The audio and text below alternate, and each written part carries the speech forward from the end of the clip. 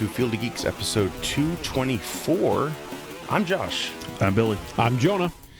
Billy's back. Hasn't been here for a while. A long while again. Show. My bass friend. Yeah, welcome. Thank you. It took Superman to get him here, so... Yeah, it did. Pretty much. That's one of our topics today, shockingly, right? But yeah, as we're recording this, of course, Christmas is approaching. First off, let's do a toast to that, shall we? This Cheers. is peanut butter and jelly sour, I think, Barntown. So, cheers. Cheers. Give him Cheers. a cheers for me. Let's do it. Oh, Yeah. I'm not going to lie. I fucking love that. That's good, It isn't tastes it? like grape jelly. Yeah. Wow. Peanut butter and jelly, Peanut sour. butter. It tastes like an Uncrustable. Yeah, it does. You get those wafers from church, you know? And you take No. communion. Just dip them in there. I would have to go to church to do that. Well, yeah, you just run in and grab it. And That ain't come happening. out Wow. January 1st. Do they like it when you just go in and steal the crackers? Haven't done it yet. Or the Eucharist? They don't like when you're like, can I have another one? That's good, isn't it? I did communion one time years ago. I went to church with like an ex-girlfriend on like it was a Christmas Eve service. And I didn't know better. I was like in high school. And I went up for the communion and like they hand me the Eucharist and I was like, this thing looks I don't want to eat it. So I put it in my shirt pocket. Like, everyone's like staring at me like I was a freak. You gave me alcohol and a Batman Forever glass? Hell yeah. Vintage, guys. This is when McDonald's I just haven't cared. noticed that. I got the Batman, of course. And you got Robin. You I got Robin. Two-Faced. Not They- saying you're two-faced. I'm just... They don't make glasses like this No, anymore. and if they No. do, Period. they're very, like, dense. Like, Yeah. Our toast we just did, we probably break all our glasses. I still have the old Flintstones glasses, Oh, too. I do, too. That I use for, like, I coffee. love these things. You can dishwash them. They're pretty strong. All right. I know Bardtown is not a sponsor, Yeah, they should be. but I don't want to. here's the thing. I'm going to go out and buy like a 6-pack of this or whatever, or 4-pack, whatever it comes in, like on the way home today. They have a raspberry, too. So Peanut butter and raspberry, yeah. They've got Excellent. that, too. But, yeah, it's very good. I have a lemon bar out there, too. And Kind of sweet. as there's a well. watermelon sour as well. But, yeah. it's much better than that was it that pumpkin sour we tried Yeah. the last time that Yeah. I Oh, we both were did like... not care for. There's a bad little aftertaste to it, a little kick. Yeah. Is it just pumpkin or is it pumpkin pie? or It is tastes like pumpkin pie to Does it? me, but it was a year old, I think, so it Oh. lost some of its like flavor, and it was more potent, I guess. I don't know, but man, we were just. Have you ever seen a pumpkin left out in somebody's yard? Yes. For like a year? Close to it. It tasted like that would look. Oh, okay. Sorry, Sorry, Bardtown. That yeah. Why don't you try a fresher one, you guys? So it goes down good, but bad aftertaste. Yeah, I thought. Yeah, it was No, like, it didn't even go down good. It went down bad. it's like the dude who drank the Lloyd's beer or Dumb and Dumber when he goes like. Oh yeah. So, of course, Christmas is approaching. I just wanted to ask you guys real quick, have you gifted yourself or want any nerdy type gifts this year? And what are your favorite nerdy gifts from the past? On Christmas, preferably, but birthdays are counted too. I haven't really, gifted myself, I guess, because, Yeah. mostly it's for the kids and, all that type Yeah. of stuff. Jonah's Mostly. like, bullshit. Mostly. No, I barely, if I want anything, I might get it for myself, Yeah. afterwards. Or Same. maybe I'll be surprised if I, Yeah. if the wife or, someone got it for me, then Right. whatever. We But got your Superman jacket that one year, that leather jacket. I still have it. Yeah, It's just in storage now. It's Right. kind of vintage now. So. Yeah. You're safe. But as far as the past, the only thing that I ever wanted in the past, which is now beat to shit, is always wanted a Teddy Ruxpin. Oh, yeah. Oh, yeah. So that's the one thing I've always wanted when I was a kid. Yeah. And I never ever got one until we went to my wife's grandparents' house. Yeah. And they had a couple of them in their basement. And then after they had passed, we got a couple of them, and they literally are beat to shit. Oh, no. mean, they're- There's like exposed. No, it's just more like, it's just no. They're old and Yeah. they're like part broken. Yeah, oh, and bummer. I haven't tried to put batteries in to see if it'll talk, but they are literally they've been used for many years. Yeah, So, but yeah. we have them down. We have them in our storage. That's cool. unit. I So- also never had a Teddy Ruxpin as a kid. I did. So I had Grubby too. what the? I don't even know what that. Oh, is that the worm? Caterpillar. Yeah. Caterpillar, inchworm, whatever Probably it was. worm, I don't know. But yeah, you could connect them. They'd talk to each other. Yeah. And, that was one of my Christmas gifts was Grubby. I think I already had Teddy, but yeah. I still have them. They're next door at my mom's. So yeah. I'll bring him on the show eventually, and he'll talk to us. I was told I couldn't have one because my dad was told me that I talk too much anyway. Oh. And what's the point in having something else that talked in the house? So that's the reason why I never got one as a kid.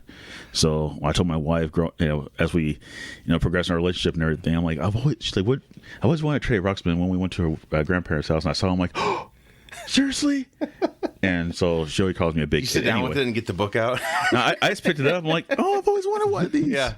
And so Oh man, now we have one. That So was we have one in storage. a great toy as a kid, and I even had that Mickey one they had that was you could put a tape in it, and it would talk, but battery acid leaked on it, and it took like 4 D batteries. It took a lot of juice, but I don't know if I still have that one, but yeah, that was one of mine. What about you, Jonah? No, I I never got something today. Well, yeah. So, I do still occasionally get gifts from Santa because I'm a good boy. Yes. I'm always on that nice list. Of course. Most of the time. Yeah. So today, now granted, I ordered this, over a year ago, like July of last year. Oh my God. I think is what it was. Yeah.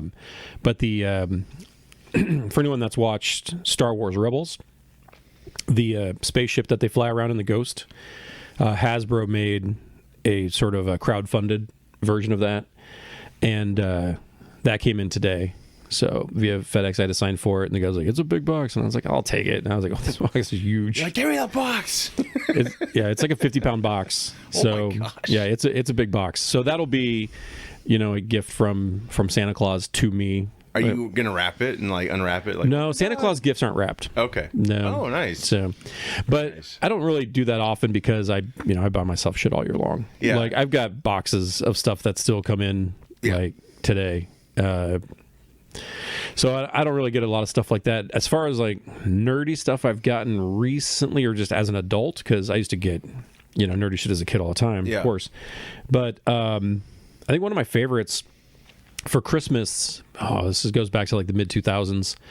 My wife had gotten me from Sideshow Collectibles a Punisher statue. Oh, nice. Based on the Tim Bradstreet artwork. That's cool. So yeah, I got that.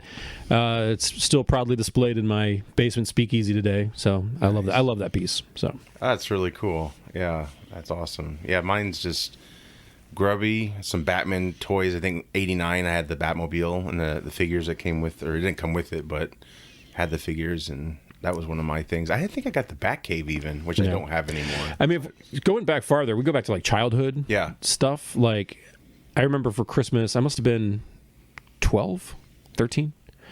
And I think it was 12. And my parents got me, Santa Claus brought me the G.I. Joe Defiant Space Shuttle Complex. Oh, cool. Which is like the big, it's got the crawler, gantry system, and then it's got the two, the booster and then the shuttle on top of it. Nice. And that was, in retrospect, I remember like why my dad was in such a shitty mood that morning, because he was up to like 4 o'clock in the morning putting that thing together. So that was probably the biggest Christmas gift I'd ever gotten. So That's cool. Yeah. I used to have the G.I. Joe.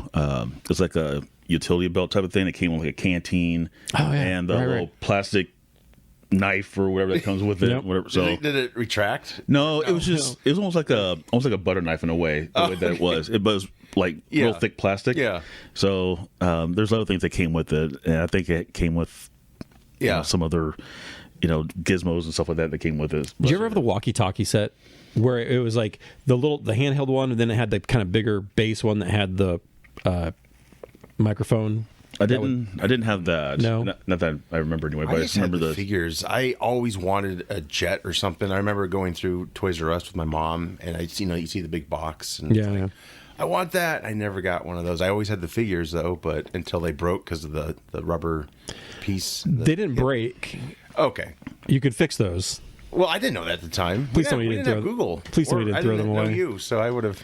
I don't know what happened to them. I think their legs got placed elsewhere in the trash, and I had a few we Transformers. separated the body like William Wallace and Braveheart, and Because my brother and I were only like 3 years apart, there was a couple of Christmases where like we would both get like a big jet. nice. But to tell him a piece, my mom would write our names on the jet in like fingernail polish. So I've got Jets in my collection still that have my name and the year that I got it written like right on the fucking top of it in like fingernail polish. You're like, Mom. I had a few Transformers back in the day as well too. I had one that turned into a bull, Nice. and then another one that turned Horrible was his name. Was he red or was he purple and gray? I think it was like a red and orange type of. Oh, okay, so he was the Predaking one. Yeah. All right, I don't know what the name was, but yeah, I it never turned had into the a cool bull. ones. I never had the cool ones. I had a bug one that turned into a bug.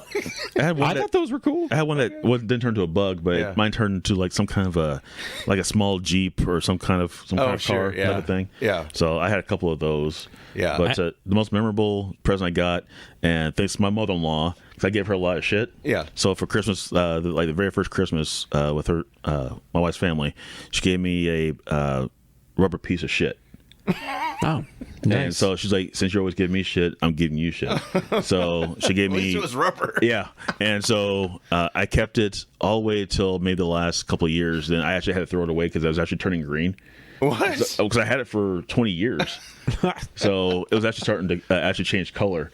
So it was like turning like a light brown to like a greenish color. Yeah. So I'm like, I have to throw this away now. I But remember as a time as a kid, I had the fake puke and the poop, and Oh, yeah. I'm sure my family got tired of me, like, oh, that dog had an accident. Yeah, I did that all the time. They disappeared. so thanks to my mother-in-law for the first piece of shit there. Sure. It's an excellent gift. Favorite Christmas movies, guys? What are your go-tos every year?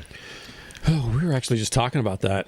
I'm actually wearing because one of my favorites is Christmas Story.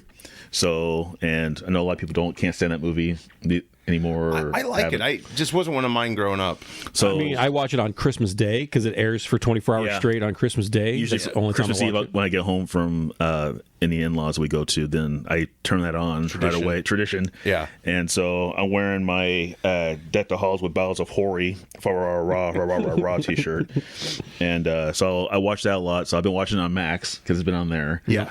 And then it was on TV a couple times. I have the movie at home. Yeah. And then I've also been watching a lot of Christmas Vacation. Yeah. Yep. And of course, that's my And favorite. of course, the Home Alone. Yeah. At least the first two Home Alones. Yes. But those are the ones that I go to the most. Sure. Yeah, we got a few staples in our house. Christmas Vacation is definitely one of them. For my kids, they really love Daddy's Home 2. I like that So one. we seem to watch Yeah. that one every year. My ass off when Will Ferrell does have you seen the light scene? Yeah. I laughed my ass off the first time I saw that. Die Hard, of course, is one of Yes. my... Is that seriously a Christmas movie? It Yes. is. It really is. His wife's name's Holly. I mean, it is. Well, I mean, there's everything Christmas about it. party. It takes place Yeah. on Christmas Eve Yes. at a Christmas party. There's multiple references to Santa Claus Yep. and Christmas. Ho, ho. I'm probably one of the only ones in the There's world that probably Christmas hasn't seen Die Hard. music. You You Honestly. gotta see it. So You've never seen the first Die Hard? no, I have never seen any of the Die Hard movies whatsoever. I can't judge because I've not seen staples like I've never seen a Godfather movie or a Rocky movie. I've never shit. seen an Interview with the Vampire. Like there's a lot of staples I've not seen. Yeah. But you got to watch Die Hard.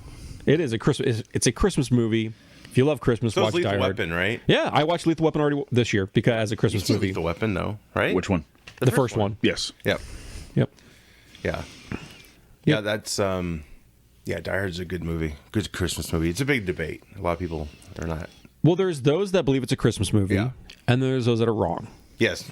It's okay. So I figured I'd ask the experts, since you guys watch a lot of movies. So I figured I'd ask the experts and see if they. what you It's guys 100% think a about it. Christmas movie. Okay. I will die on that hill. Yeah, I agree. Yeah, there's just so many elements. Like, he wouldn't even be there if it wasn't for Christmas, really. I mean, they had a Christmas party at the building. That's what brought Yeah, that, like I said, everything about that movie Yep. is Christmas. It's about a family coming back together. Yep. See? And a villain. Scrooge, if you will. Hans Scrooge. Yeah, I had that on my list here. Christmas with the Cranks is kind of a guilty pleasure. I've never seen that one. It's good, but there's some elements that are like, they should take them out of the movie. They're just so stupid. Like, he freezes a cat. I That's, think I've only seen that movie once. yeah, Is that Tim Allen? Yeah. Okay. Jamie Lee Curtis, Dan Aykroyd. Yeah. Yeah, it's based off a novel, I think, but it's pretty good movie. You know, there's actually quite a bit out there that are pretty decent. You know, but yeah, Christmas Vacation. Growing up, that was my Christmas story, basically. Yeah. That's I did watch 4 Christmases yesterday. not bad. It's all right. I like it more. I watched it again last year for the first time. What's that Santa movie where Vince Vaughn's brother, Fred Claus? That's not bad. I've never seen that one. It's got an odd Kevin Spacey, not addressing his controversies, but he played Lex Luthor. His character in that movie always wanted a Superman cape for Christmas, so that was kind of a funny little Easter egg, if you will. Yeah. I did. One of our staples in our house is Krampus. We love Krampus. I have that. I need to see it. Yeah, it's fun. It's a good movie. It's not a long movie, so it's a pretty quick watch. Yeah. But I really like that one. Comedy horror, or is it just straight out horror? No, it's there's some comedy in it. Okay. Yeah, it's pretty funny. It's got Adam Scott in it, right? And Yep. some other people. Yeah, Adam Scott, Toni Collette. Yeah. Toni Collette. Wow. The woman who played the housekeeper in 2.5 Men. Oh, okay. I don't know what her name is, but I forgot. Yeah. she's in that. Did you ever see Krampus? I've seen it once. Okay. So it's not very memorable for me. So Did you like it, or No? He's very strict with some movies. Although if it's trying to be more of a comedy, do you kind of forgive it for not being that as scary? It depends. It is not straight up horror. Like it's not. Yeah. If it's straight up horror, then I'm all for it. But You get the clipboard out, like, all right, let's go. It's Yeah, almost you're like it's almost like watching the Babadook. You watch it once, and I'm like, Yeah. So, Yeah. You ever seen Tucker and Dale? what is that? Oh my God, you got to see that. That's just mainly comedy. Have you ever seen Tucker and Dale? Yeah, Tucker and Dale.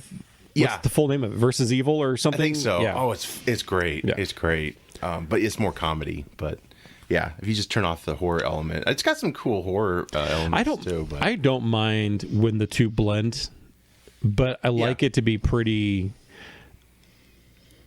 I don't know. There's often times where one or the other feels very forced. Yeah. And that's where I don't like it. Yeah. And I feel like with some of those things, like I even felt like with Krampus, it felt kind of like a pretty good blend. Yeah. Like the one didn't feel forced over the other one. Like half and half. Yeah. That was like my biggest complaint about like Club Dread. Okay. It should have been a straight comedy. They tried to incorporate some horror elements into it and make it. Yep. And it just didn't work from that standpoint. But if you, I haven't seen that. I saw that once, I think. I haven't been back to it yet. But who's the group that makes those films? Broken Lizard, same guys that do like Super Troopers. Yeah. Yeah. Yep. Which is like one of my. Seen those Super Troopers? Yeah, have you seen Super Troopers? I've seen Super Troopers. Okay. That's like my favorite comedy of all time. I don't think I've seen it all the way through, so I need to check that out. But I also had Santa Claus the movie. Do you remember that? Yes. Made by the Superman producers. That was made back in like 82 or something? Yeah, it was like his origin. It was like a big epic. I've never seen film. that one. Oh, you should. It's. I think it's pretty good. It's pretty decent. Well, I think holds up. it's one of the I guess you could say like olden age type of Santa movies type of thing. Yeah. And so and it's some comedy, but it's more of a heart. Yeah, No. It's the Salkinds who produced it. They produced all the Superman films, right? Starring Christopher Reeve. So this was like Santa Claus the movie, same type of treatment, kind of. But it had Dudley Moore in it and John Lithgow. Oh, right on. It's cool. I've never even heard of this movie, like let alone haven't seen it. It's kind of hard to find. I think at least if you want it on like 4K or whatever, it's like $40 right now. If you want, I'm sorry, it's like $90. They don't show it as often as they used to. No, they don't. Because since they've come out with a lot more different like modern Christmas movies. Yeah. Of course they'll still play. Well, yeah, they'll still play Home Alone like on Freeform and all types of stuff. That's on my list too. 1 and 2. And then they'll play Christmas Vacation usually on AMC and sometimes on IFC or something like that. Yeah. But as far as like and they'll play the Santa Claus. Yes. But I have those too. But they haven't really. They don't really play Santa Claus the movie as much as they used to. Yeah. When we were growing up. Yeah. Right. Yeah, because it's very dated. I Yeah. mean, the effects don't hold up too well. It's kind of not. It wasn't shot. But those are the kind of effects that you kind of miss though, because it's kind of cheesy, but it's because it's a little more believable. There's the opposite now, like the oversaturation of CG. Like it's just like, okay, I clearly can tell that's fake. There's no really a big attempt. It's like, come on. I think tonight we're going to be watching either Fat Man or Violent Night. I'm not sure which one. Oh, yet. I want to see Fat Man. It's Mel Gibson. It's like someone's hunting him, right? He's Yeah. Santa. He's Santa. Is that a newer type? It is a couple years old. It's Mel Gibson and It's like an action movie. yeah. Is it on an app or is it? I don't know. I own it, so I'm not sure. But it's one of those where Might be out he there somewhere. he basically like there's a kid on the naughty list, and so he puts a hit out on Santa Claus, and Mel Gibson is Santa Claus. But it's one of those. It's like very down to earth. Like Yeah. it's non-fantastical. Cool. So it's like if Santa Claus was a real person. Oh, so it's very kind of thing. realistic. Like it's like Nolan treatment to Santa Claus. A little bit. I don't know if I'd go as far as saying it's a Nolan treatment, but it's definitely not. Yeah. He doesn't have the same extent of magical powers that he might have in other movies. The one I started, Violent Night. With David Harbour. Yeah. Have you seen that? I never heard that before. He's basically like.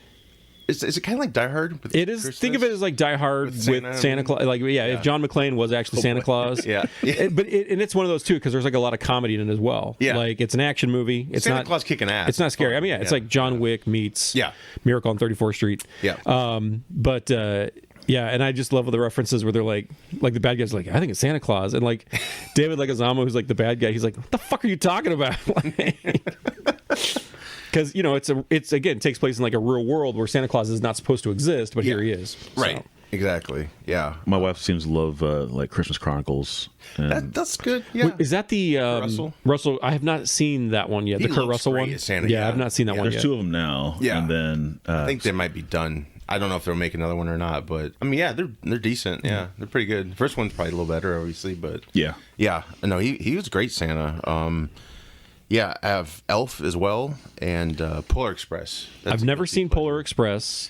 Elf is one of those that.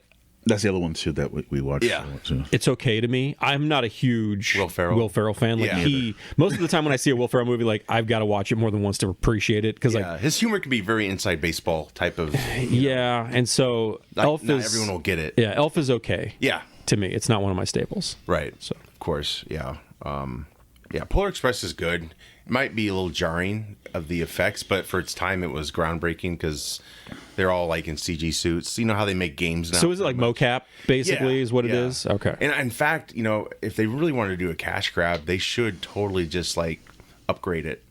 I don't think you have to like remake it, just upgrade it. I'm sure they could just throw everything back into the computer and just tweak it, make it look even more real. And now, is it true that they're making a second one, but more of like live action type of thing, or is that just I think there's been a little rumor of Tom Hanks and Robert Zemeckis maybe going to make another one. I don't know, but it'll all be brand new material because the first one's based off a book, and yes, they had to stretch elements and introduce things, but they make a sequel, they'll really have to do something.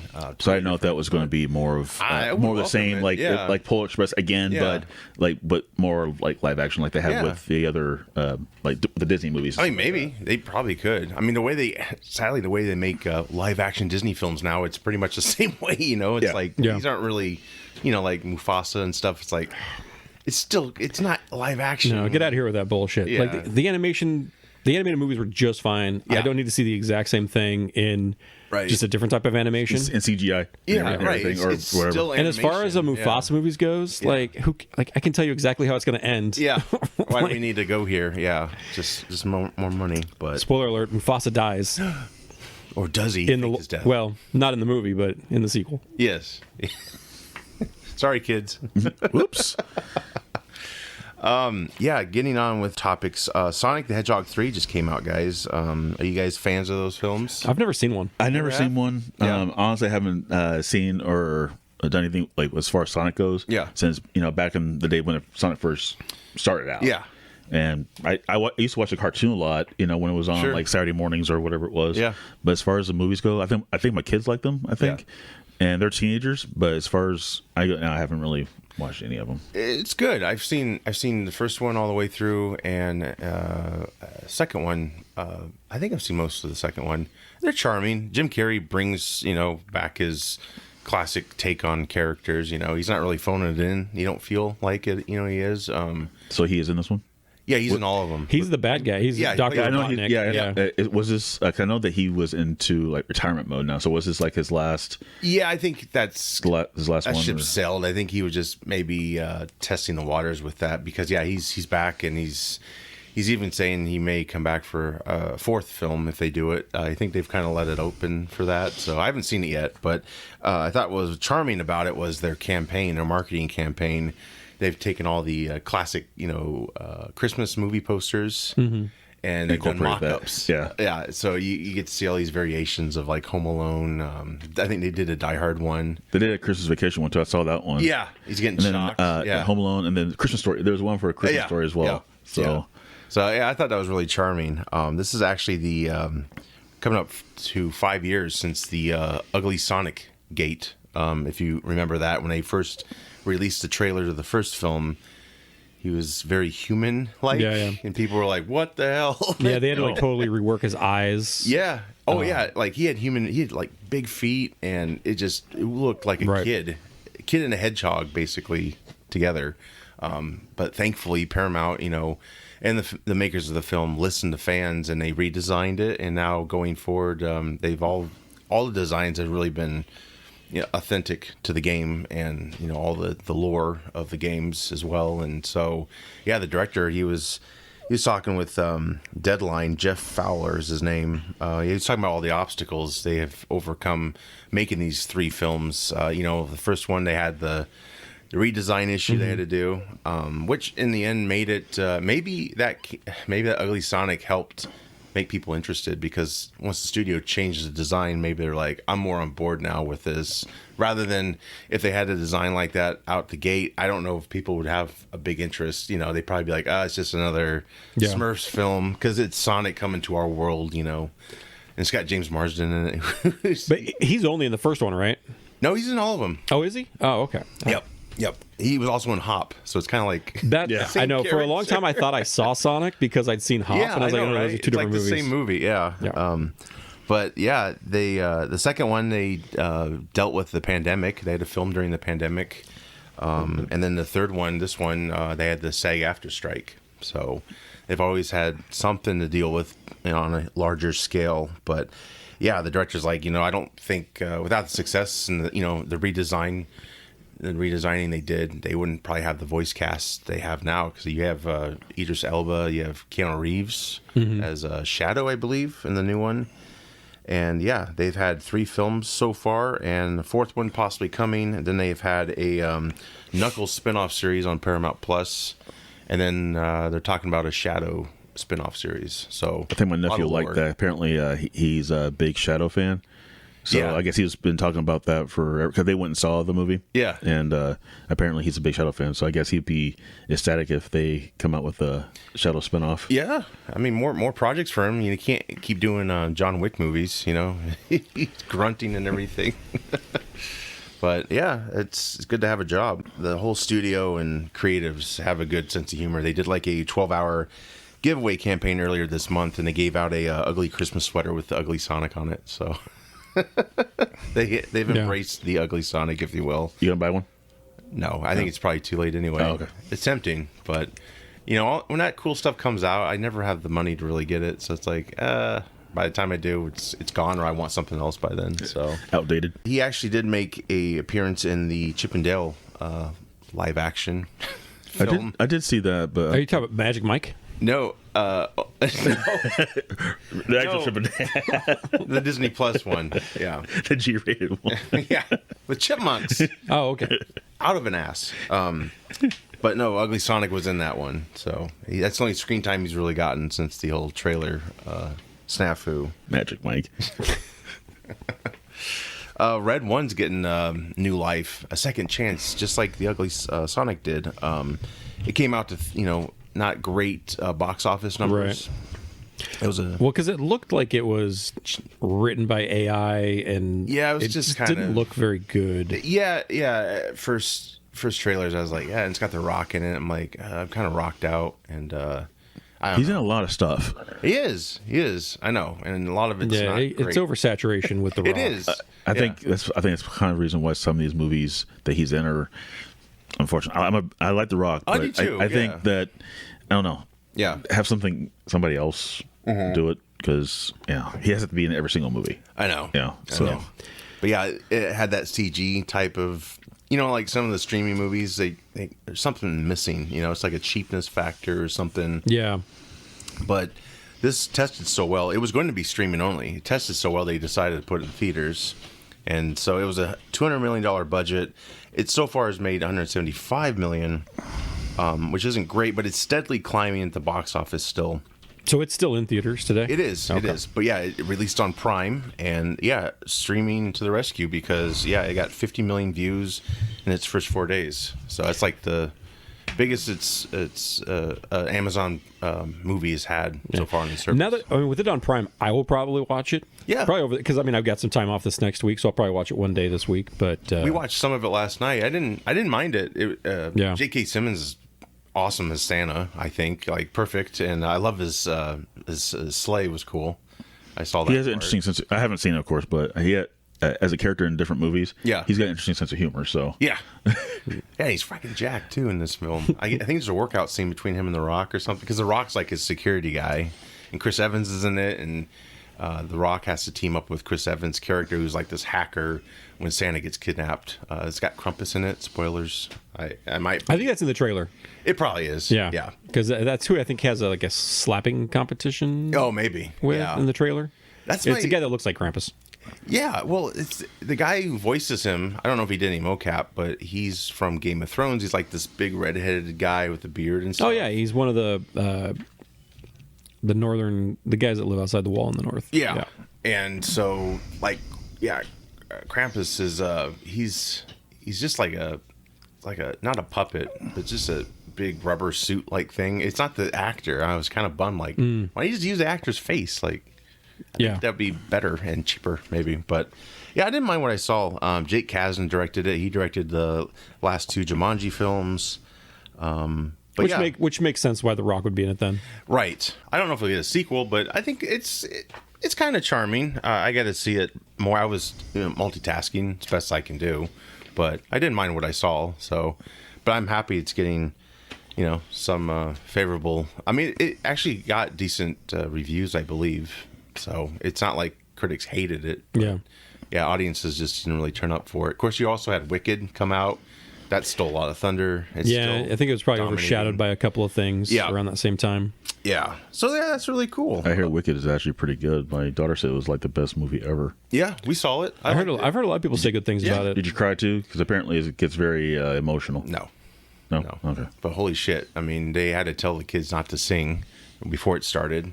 Who told the kids not to sing? Well, my daughter. So going back, my daughter. They did the Wizard of Oz play. The staff decided, or the drama teacher decided to rent out a theater if people were interested. And Okay. we all got our own private screening of Wicked, and so they had to. But I think theater personnel were also telling audiences like, don't sing. Because they're going to release a sing-along version, but I guess that was a big issue. A lot of people were like, I don't know if TikTok birthed it, but they started singing. And so obviously not everyone's going to want to hear amateurs sing. They want to hear the talent professionals sing. So Yeah, I can see where they're coming yeah. So yeah, they had to remind everyone, don't do that. So unfortunately, unless this gets some streaming love, Craven. Jonah, you were looking forward to this film, Dude, I was stoked for this and I say it all the time. I've got a heterosexual man crush on Aaron Taylor Johnson. I think he's so dope. Right. And all the wind was like, let out of my sails pretty early on. Yeah. When people are like, it's terrible, worse than Madam Web. Right. Even fans of movies like that didn't like it, and so that's when I'm like, I can't in good conscience pay money to see this. Yeah. So there's a lot of haven't seen it yet. pirate videos on YouTube about or like some scenes. They have the rhino scene. The design's not. The body's pretty cool, but yeah, the face is kind of goofy with the eyes and stuff. Yeah. But Rhino in the comics, is he just a dude that dresses up as a rhino? Pretty much. Okay, so he's got no. He doesn't actually transform into a rhino. Like Right. this guy looks more like a, like Rocksteady Yeah. type Yeah. thing, right? Where Yeah. he kind of mutates into it, and that's not the case in the comic series. Yeah. So, or at least not that I know of. I mean, in most of the comics I have, it's just a guy in a suit Yeah. with enhanced strength and durability, etc. Did you like Paul Giamatti's take on the rhino? It was a dude in a mech suit. What movie was that? That was The Amazing Spider-Man 2. I never saw it. You never saw it? No. Okay. No, Did you ever see Amazing Spider-Man 2? I think I've seen maybe parts of it. I just remember I remember my son was what year did that come out? Like 2012? I think it was 15 by that point. I think the first one was 12 maybe. Okay. But yeah. I just remember my son was very young when he saw it, and he saw it in the theater. I was not able to go. He comes home. And the first thing he says to me is like, "Oh, we saw Amazing Spider-Man 2." And I was like, "Cool." I was like, "How was it?" And he's like, "Good." He's like, "The girl dies." And I was like, "Oh, fucking spoiler." But you knew that from the comics. Yeah, but I didn't know she was going to die in the movie. So I was like, "All right, thanks, man." Well, they spoiled it bad when they were filming it because you could see like shots from photographers as they were making it. She was wearing the outfit. Yeah, yeah. And so it's like, yeah, it's going to happen. Yeah. So no, I never saw that one.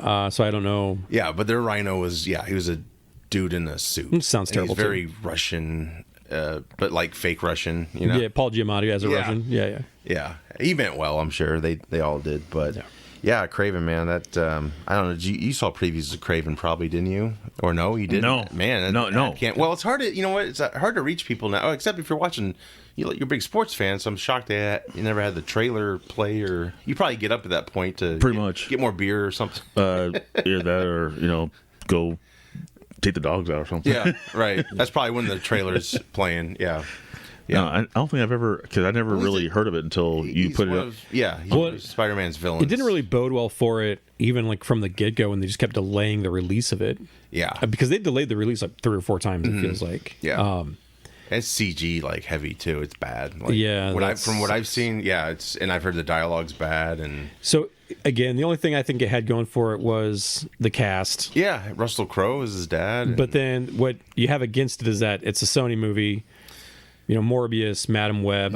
I did not like any of those movies. I didn't even like the Venom movies. Yeah, and that's been their most success, really, was right. the Venom. The live action, that is, because obviously the animation, they've had success. Yeah, I don't count the Spider-Verse stuff. But this pretty much kills the live action, which is funny because these are... Spider-Man was like never in these films. Well, and I think that was a big miss, especially with something like Craven, is... This is a perfect opportunity to have Spider-Man in him, and I don't think there's anything that says Tom Holland Spider-Man cannot be in a Sony movie. Even if there is, they could still use Andrew Garfield. Yeah. Which is like, why wouldn't you just do that? And so I think it would make more sense, maybe not so much the Morbius movie, because that's a character that can stand on his own. Yeah. But Craven is a Spider-Man villain. Right. Like, he's not an anti-hero.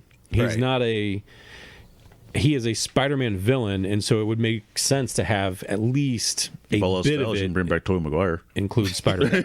Well, they did that last time. Yeah, so I would have been fine with that too. At least give us some type of a Spider-Man. Give us unknown. We don't have to actually see, Peter Parker's face. They can just bring in a Spider-Man. Yeah, that's all they had to do. In a suit. Don't have to really. Yeah, cast Ray Park, who could do the moves, and you don't ever need to see his face. Right. Yeah. So that'd be cool. I don't know why they didn't, but a lot of people were like asking why they even began all these. Yeah, the Venom. I saw the first Venom. It was a mess, but I enjoyed it. But the second one, I do have the second one. I have not seen that yet. I didn't care to see the third one. I just I didn't like. So the thing that killed me on those movies is the Venom, the ADR of like Venom's voice. I fucking hate it. Yeah. Like when he because he's like screaming all the time. Yeah. And I don't like how it was paced with Tom Hardy's kind of weird accent dialogue that we get from him. I could not stand that. And so I watched the first one, didn't like it. I've not seen the second or the third. It's just odd these big actors will commit. Like, he's done a trilogy now of these films. Tom Hardy, of all people. And, when you would think he's getting bigger parts, maybe he's not. But, it's like Aaron Taylor Johnson. Like, did they have false promises towards him, like, about this film? Or, or was it his paycheck? Well, and you have to figure, too, that movie was probably filmed 3 or 4 years ago at this point. I mean, it was probably filmed either right on top of or maybe even before Bullet Train. Right. And they're both Sony films, I believe. Yeah. So maybe he probably got signed into a deal. Yeah. Where he's got to do so many movies. Because I think he's got another one coming out next year. Does he? That, I don't know if it's Sony, but I know I saw a trailer recently for another one that he's in coming up. Well, it could be the 28 Years Later It trailer. is. Yep. That's what it is. That's not Sony, though, is it? I don't know if that's Sony. I'm not sure. But yeah, you're right. It is the 28 Years Later. Yeah, we will talk about that trailer, but before that, we're going to talk about a little trailer called Superman. Oh, God. So, do we have to? Okay, we can skip it. No, we don't have to. There's not much to talk about. All right, you're the big kick Superman us off. fan Yeah, here. kick us off, Billy. Well, obviously, what was it, Thursday? Was it Thursday? that came out. So Thursday, the new Superman trailer came out, and it looks better than some of the other ones that we've recently seen. I mean, Cavill was awesome, but I think this one is going to kind of blow the last I guess trilogy out of the water. Really, brand new Superman has the different kind of as looks like it's more of the almost like the Kingdom Come Superman. Crest, I think. Yeah, I think. Yeah, but they're saying that looks like that this Superman. His age is more like he's still young, so he's like still like in his 20s or early 20s or early 30s or something like that. So he's still trying to figure out, his life or something like that. But I was glad to see that they brought in different villains. I mean, they're going to always bring in Lex Luthor. It seems like he's going to be the main, they get him main right. villain. Yeah, until they get him right. Because Returns didn't do it as well. Yeah, and then when they brought in Eisenberg in this whole thing. That was the worst. That wasn't as good. I thought it was going to be, but it wasn't. You take the goofiness out and his look with the shaved head, it wasn't terrible, but the whole goofiness was just like... You haven't really seen, a decent Lex Luthor since, I guess, the Gene Hackman days. Right, right, yeah. But this guy, it looks like he's more of a badass in this than he... Nicholas Hoult. Than he is. I'm not good with names, so... Oh, that's great.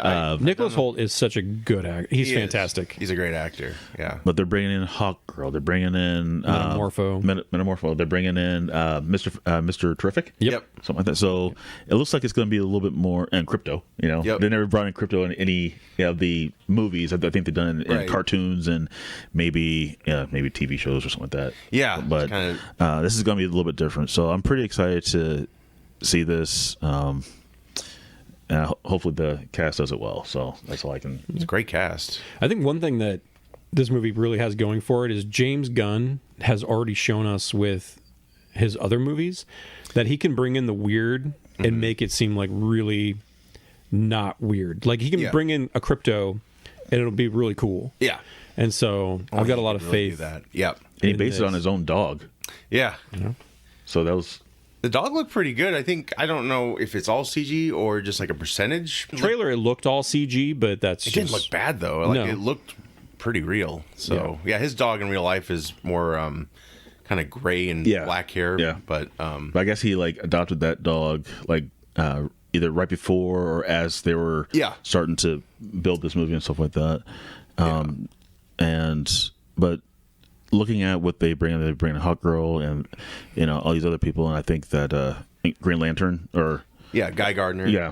Which look at the trailer, he looks pretty. Have you ever seen him in the comics though? I have never seen him in the comics, but I watched the video that has all the villains and heroes that are going to be in the movie. Yeah. And showing how his hair was in the comics. Oh yeah, he looks ridiculous in the comics. I mean, bring him like lifelike with this haircut. It's I mean, when the character was introduced, you have to understand like the bowl cut was very popular. Was this the '60s? I take it. The Beatles.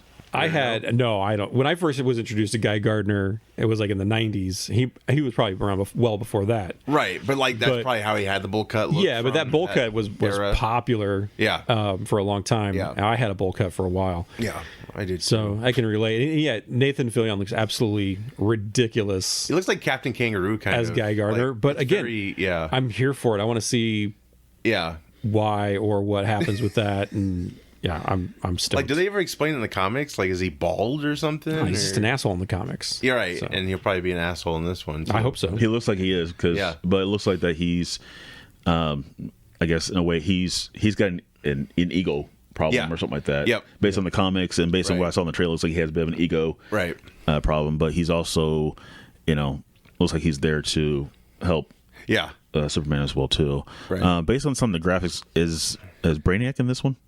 No, I don't think so. Maybe, but it sounds like... I think it's based on some of the graphics I saw. I thought maybe it was more... Because especially when he landed in the snow and he's all bloody, I thought that it was something more on the Brainiac spectrum. I could be completely wrong, obviously. There's I was hoping they bring this character to a movie finally after all these years.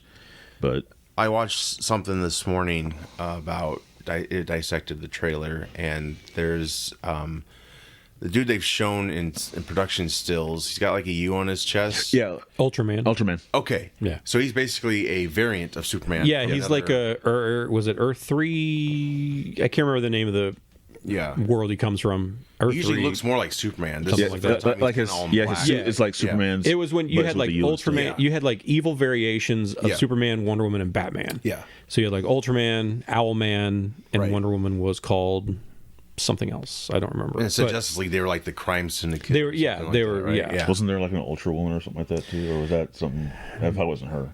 I know. No, I wasn't. No, it wasn't her.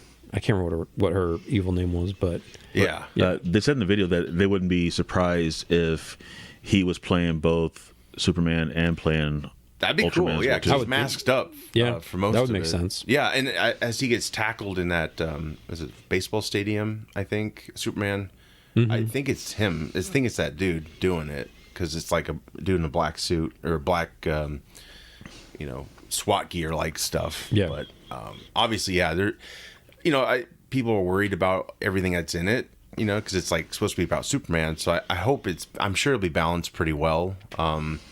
I always envisioned Superman kind of being, I guess not Guy Gardner's age, but it feels like he's kind of a kid compared to these other heroes that are coming in. So I'm like, I don't know if I mean, I'm sure they'll be handled right, but I always feel like Superman's kind of on the same level as like Batman and everyone. Like they're kind of all the same age, sort of. So him being a little younger, more not as seasoned, I don't know if I like that, but I mean, I totally trust James Gunn, his vision, and it's very colorful. It's very colorful. Well, hopefully he can do it right. And I mean, we've had so many, different variations of Superman, since the 40s, and Reeve really took it off, obviously, in the 70s and 80s. Yeah, and then you get into the 90s, TV shows, and then you bring the movies back.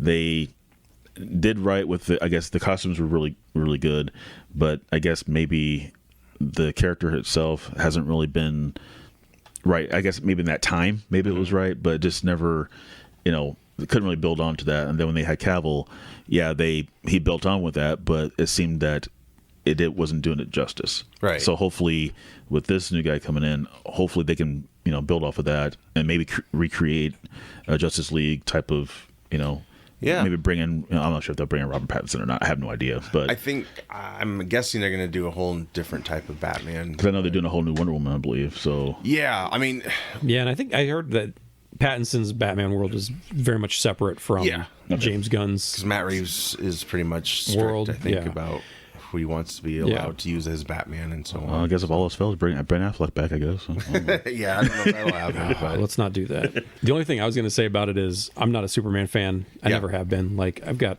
a handful of Superman comics.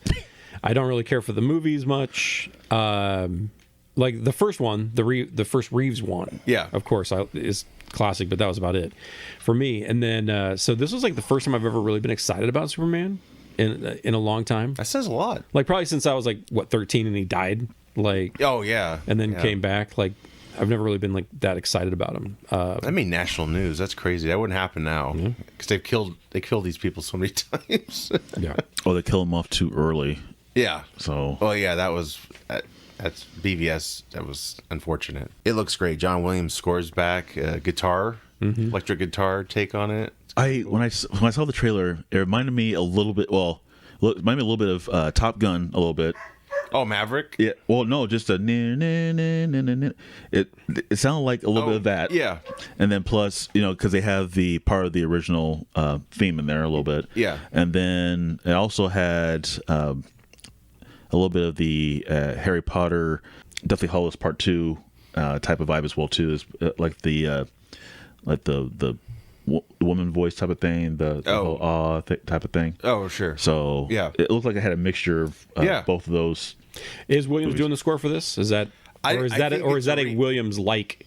I think it's like a reinterpretation of Williams' score.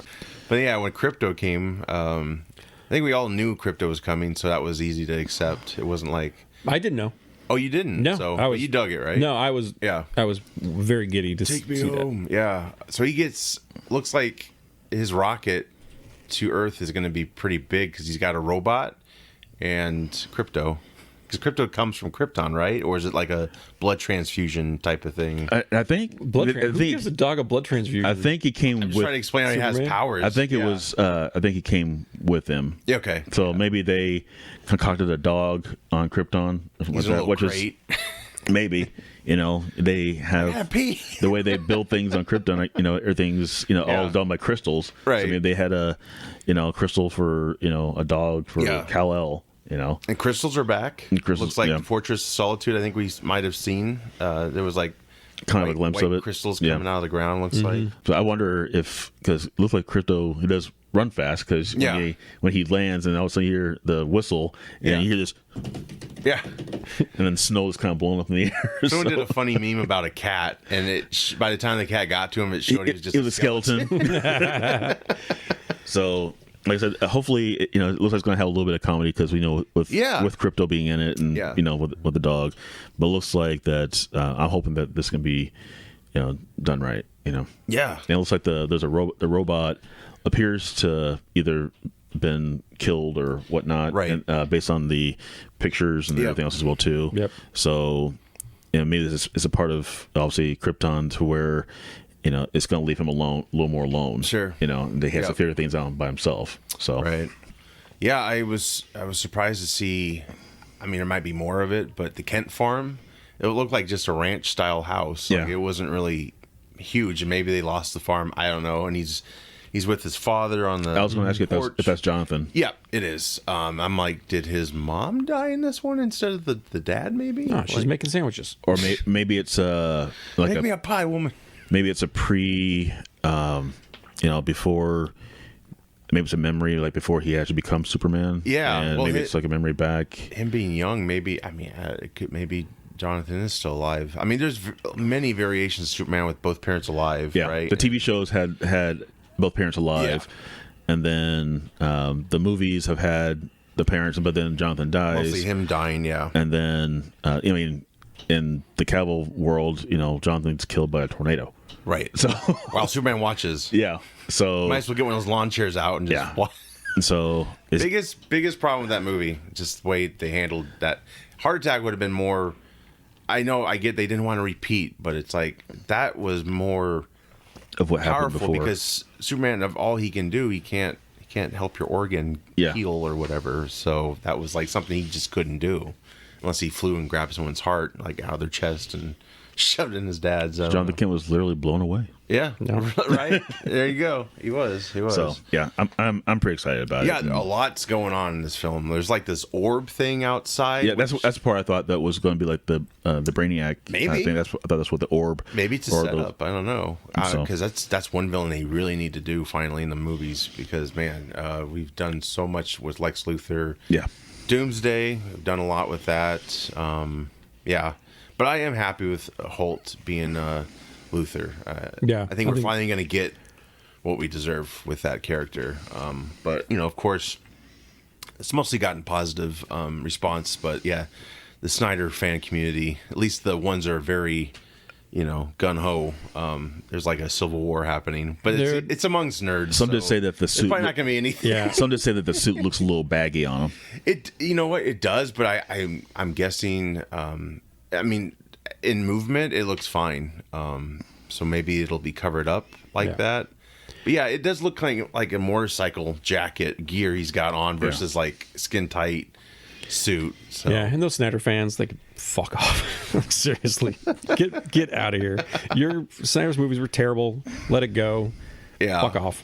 Yeah, I didn't hate his films, but I'm ready for this refresh. And as much as I love Cavill to stick around, I guess this new dude's growing on me. David Cornswet, I think that's his name. His Clark Kent's got a mop top hairdo. It's like kind of straight in the back. Clark Kent looks like my cousin Brian. Really? I couldn't tell in some of the pictures if his hair was just straight and it's just really like bushed up top, or if it was actually curly, because I couldn't tell. I think it was based on how it was if he had curly hair on top. Yeah, and here's the thing: I wonder if they're going to do with Clark Kent. You think he's going to be like a bumbling idiot, kind of like dude? Like I think he'll be a little bit bumbling idiot. Roth did that too. He kind of balanced it. Yeah. You know. Yeah. I think Cavill was too. He was very cool Clark Kent. Like he wasn't a klutz or anything. He was very put together. Yeah, I don't remember Cavill's Clark Kent because it wasn't any different from a Superman. It was like the same. Yeah, You know what I guess mean? So yeah. Like I remember He the had glasses. scenes from like Man of Steel or whatever, but Yeah. it was Yeah. it was this. Yeah, He was only Clark Kent for a little bit in BV. BVS. BVS. Yeah. And Like he then- did some reporting. That was kind of cool. Yeah. But yeah, he was very calm and collected. He wasn't a. And then buffoon. he wasn't at all, in Justice League until to the end, of course. Yeah. The original Justice League I didn't like at all. And then when they brought out the newer one, Yeah, I that fell in was- love with that. So I was was hoping they much could better. build from that. Yeah. And, I still haven't watched that yet. You gotta see it. You gotta see it. I think you'll like it. All right, You're gonna become a Snyder fan. I did finally watch BVS. Yeah. So Director's cut's good. that's the one I watched was the director's cut, and Yeah. all I'll say about it is that's a thing that exists. Yes. So honestly, I didn't even know there was a director's cut.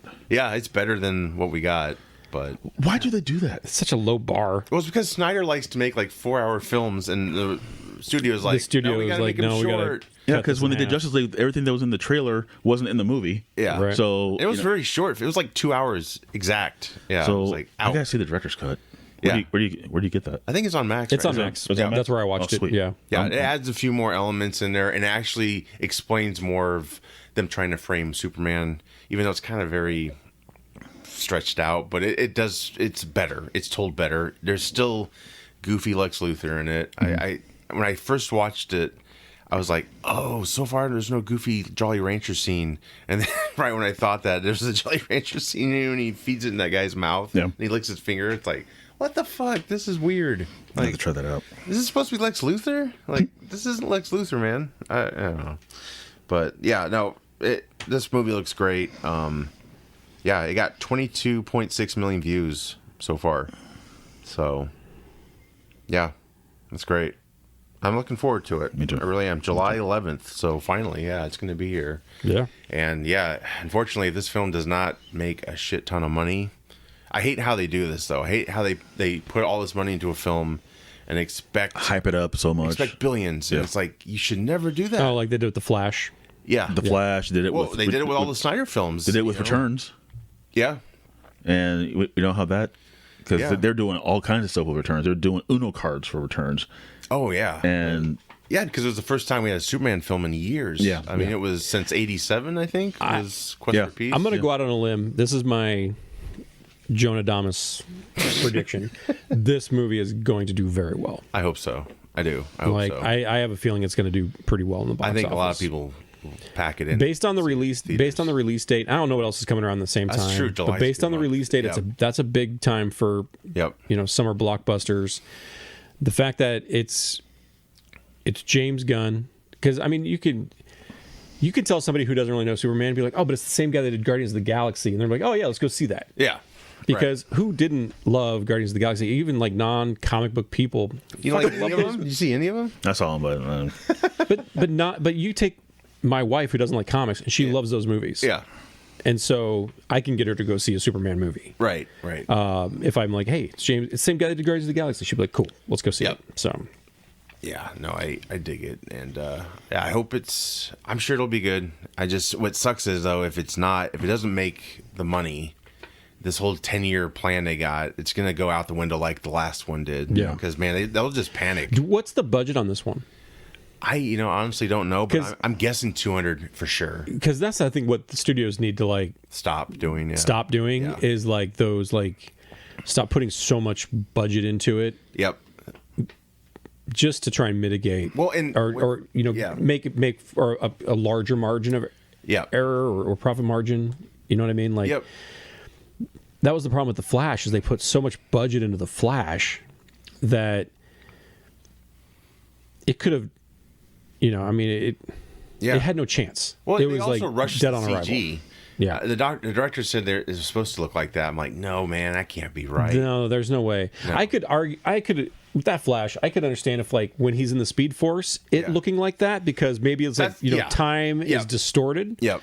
And so I could argue that, but that whole fucking baby scene in the beginning, you can't tell me that's what those babies were supposed to look like. I had a lot of high hopes for that movie. Yeah, I did too, and I was really only going to see it to see Michael Keaton Batman, and that part did not disappoint me. Right. But everything beyond that, and I actually liked the guy that played the Flash. Yeah. Where I didn't before. I think we talked about this before when we talked about the movie extensively. He's a creep. Yeah. So like I actually liked him as the Flash. Yeah. And so I that movie I wanted it.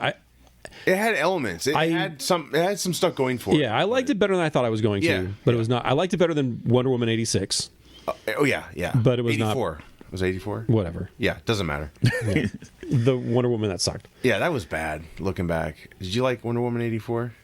No, I mean I couldn't get into it as much as I did the first one. The first one I thought was well done. It was. Once they started making sequels for some of these, they weren't panning out, I think, the way that they obviously wanted to. Yeah. And by the way, I looked it up.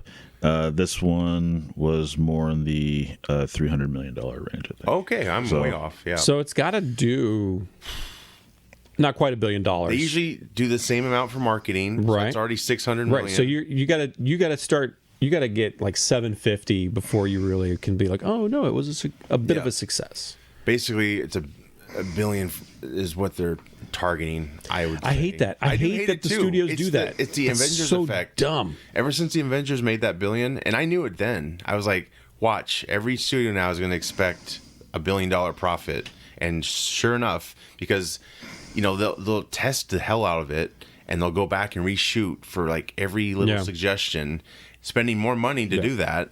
That's looking at this Captain America coming out. Even if it turns out to be a great film, it'd probably have to make like $2 billion to make up for everything. And what sucks is this looks like a made for Disney Plus movie. Yeah, I'll go see it because it's Captain America, whatever. But they've shot it like 4 times. Yeah, it looks like ridiculous. It looks like a made for TV movie, and that doesn't. It's like, why wouldn't he just like polish it as much as you can and just put it out there, and it'll probably make a profit, and you can keep making. They should have released it. They should have done it and released it as a sequel to Falcon and Winter Soldier. Yeah. On Disney Plus. It should not be a movie in the theaters. Right. Are you interested in that? Which one? Captain America and the Brave New World. Yeah, is what it's called. I saw the trailer to it. I think this morning actually. I don't know. I don't either. See, I really don't know. It's not good, man. I don't like old ass presidents in real life. I don't like old ass presidents in movies. Like I don't like Harrison Ford as the president. Like Ford, like Thunderbolt 20 Ross. years ago. Yeah, pretty good, but holy shit. Yeah, Air Force One, Harrison Ford. Yes, please. But he's just too fucking old, and I feel like he's not trying as much anymore. He's just he's not like. Why couldn't we get somebody else to do? And how they incorporate the Red Hulk into it, that's going to be interesting. Is Ruffalo coming back for that? There's rumors of him appearing in the film, but I don't So know. He's not. So Harrison Ford is the Red Hulk. Oh, that's right. Yeah. But they have talked about, I think, Ruffalo maybe being in Which it. of course means that we're getting like a new Red Hulk comic coming out, and who gives a shit about that? Like seriously, it's just about colors. I can't wait for the Blue Hulk. Is there a Blue Hulk? Hey, there could be any color Hulk, but they'll make it happen. Clayface on a Warner Brothers role here. This has been greenlit for its own film. You're familiar with Clayface? A little. Big villain from the animated series. That's when I first came to know him. Yeah. Yep. Same. Because they haven't really mentioned him at all in anything else. Yeah. So I guess it's not something that people either remember as much, or it's not as big of a character as maybe that should be, or whatnot. So. Yeah, and a lot of people are I think fearing this because of the Joker standalone film, which a lot of people loved, but the Folie à Deux, which is on Max now. That is, I think, put a bad taste in people's mouths. But what's nice about this is Matt Reeves is producing this. Now, this is in like that Matt Reeves world, right? I'm guessing if he's producing it, it's going to film early next year. With the release date of September 11th. Ooh, bad day to choose. 2016. So is that? I don't know. It's a metaphor. 2016 mean 2026. Or 20. Yes, 2026. Oh, yeah. we're past 2016, so Yeah, unless they can release it in the past, that would be I mean, I interesting, guess right? they could. Yeah, you just download Might be it better. currently. Like, oh yeah, I remember that movie. Yeah, Mike Flanagan. He's the writer director of Doctor Sleep. He pitched this project back in 2023, and he actually tweeted about his goal back in 2021 for a standalone Clayface film. He wanted to make it like a horror thriller tragedy film, that's perfect. That's how it should be. I mean, And make really it like could do make something it very with it. like Yeah. noirish Yeah. too. Like even Yeah. if it's not set Right. in like modern day times, I think that's okay. Yeah, it's pretty much open field. Like you can do whatever you want with this character. I mean, he's an actor who's deformed, and Mike Flanagan won't be able to direct this. He's working on Blumhouse's next Exorcist film, and he's also adapting Stephen King's Carrie to Amazon. I don't know if it's a movie or a series because they just did the movie remake. I don't know how long ago that was, but I mean, if anyone can do it, it's been a few years since they did the remake. Yeah. And but the Doctor Sleep I think was a success. Doctor Sleep was like that. I like that movie. That was good. You didn't like it as much? no, I couldn't. I mean, I watched it. Yeah. But It's not often that here's where Doctor Sleep wins me over. It's not often that there's a movie where there's a scene in a movie that's not even like gory or gratuitous that I'm like, oh man, this is just hard for me to fucking watch. Yeah. And that movie had like a 3 or 4 minute scene where I'm like, this is just fucking excruciating as a father of a son. Like to watch this scene, it's like painful. Oh shit! Yeah. But that was good because it evoked that kind of a reaction for me. And I'm somewhat dead on the inside, so that hardly ever happens. So Mike Flanagan get a lot of praise from me for that. Well, and it's awesome what he did, which is like he made the adaptation to the book, but he also made a sequel to The Shining, which Stephen King had to take some convincing because he's not a great fan of the Kubrick's film. So they were able to mirror both, or kind of merge them a little. Yeah, yeah. So that was really cool how he pulled that off. So, I think this could be something really cool. I love Clayface. He was introduced in 1940. I guess he was early Batman villain. Originally, he was a deformed, washed-up actor, and he committed crimes wearing a clay like mask type. Yeah. Which mimicked a character he played in a film or something. And then he became Supernatural in 1961, and of course, then he appeared on the animated series, which is how I knew That's him. where I learned of Clayface too, because I wasn't really a Batman reader ever. So Yeah, I just basically knew Joker, Penguin, all the human ones- ones. the ones yeah, you from the normally Adam hear. Adam West TV show. Well, in my toys, I had Riddler and Yeah. which is so cool. I forget the line who produces them, but they're producing them again in the old. Is it Kenner? I don't know, but Or are you talking like? Are you talking about from like? Super Friend line kind of. Oh yeah. Yeah. Was that? Well, it used to be. Wasn't it Mego that did? It wasn't Mego, I don't think. And then These are smaller. These are like. yeah, you're kind of talking about like the same scale as like the Secret Wars. Yeah, I was- think so. I think that's It was right. Kenner, I think, that did it. Yeah, I could they be got the mistaken. classic vintage box. You can see them in toy stores now. They have changed their bodies a little bit, Yeah. but they still have the same. Like, I don't think their arms can move. They just do this shit. Yeah, it's like 5 points of articulation. Like the head will swivel, Yeah, the yeah. move at the shoulders, kind of up Right. and down, and then the legs will move like up and down. And then it's funny because back in the day when the '89 Batman came out, they didn't really have toys ready for it, so they basically just took these old toys and spray painted them. Like my Penguin figure from Returns was basically Yeah. painted. Those figures, yeah. So it's pretty funny. It looked nothing like Danny DeVito's Penguin either. No, it was like a classic penguin. Yeah, it did. It looked like kind of what I wanted to see. Maybe they want to waste the money at that time if the movie wasn't all I that great. guess. I don't know. I mean, Star Wars wasn't even really ready to have toys. And like, oh, people want toys? Okay. They should probably do the same now. Here's a waiting list. They should probably do the same now with some of these movies. That not make They make so many so much toys. hype or Yeah. toys or whatever until Yeah. they know for sure that it's going to do well. Yeah. Because you're putting all that money out there, and then you put all these toys up there that no one's going to want to Yeah. buy. So I keep looking at the Red Hulk figures. I'm like, yeah, I think that's just a repaint. That's it. Well, of course, yeah. You don't need to remold a green Hulk into a red Hulk. You can just repaint it. That doesn't look like Harrison Ford. Yeah. But yeah, he was actually voiced by Ron Perlman in the animated series. And then I guess he was featured in Gotham, the live action series. And then he was also in Harley Quinn, the animated series that Max has. Alan Tudyk voices him. So Yeah, I'm excited. I think that'd be pretty cool. Alan Tudyk. I was just watching like Creature Commandos the other day, and I was like, he does the voice of Dr. Phosphorus in that. Yes. That's actually going to be for my review and recommendation. Oh, all right. Is Creature Commandos. I did not mean to steal your thunder. No, you're fine. You're fine. I just teasing it, for everyone out there. Masters of the Universe.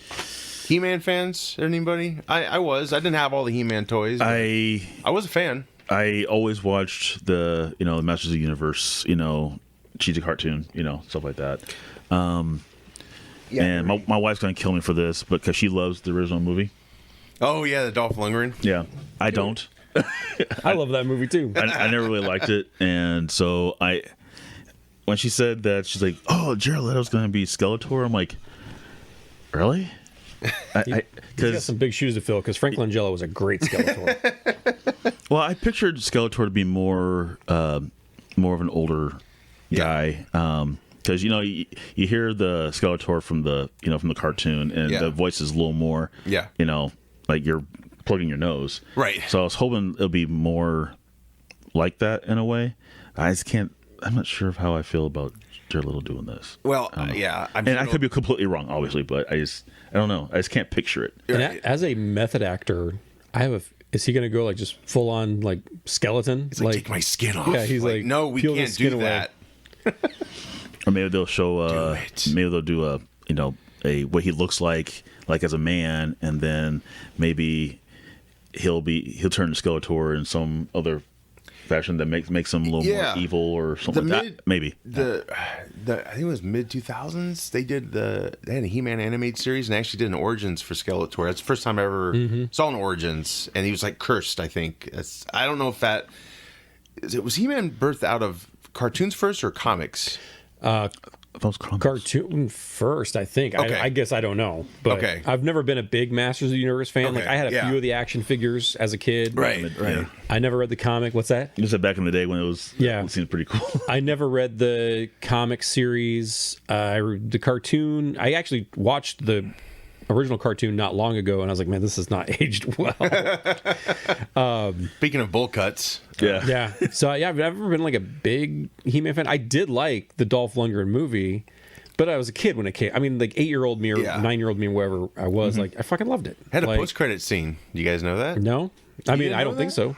Skeletor pops back out of the water. Oh yeah, no, I never saw that. You're the only one I know that actually pays attention to a bunch of post credits. It's just it's funny. There's like a lot of old films from our childhood have post credit, not a lot, but there are post credits in some of them, and it's like holy shit. Like yeah, I just remember it was like one of those movies. Like I probably went to go see it with my grandma. Yeah, because she took me to a lot of movies like that. Yeah. When I was a kid, and did she bullshit on the way out? Like that was good.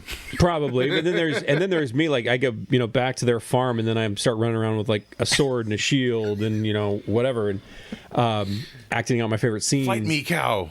The biggest problem with that movie was just because of the budget. They couldn't have it set in Eternia. Yeah, it was set in the real world, which was weird. Was it a canon film too? I think so. Yeah.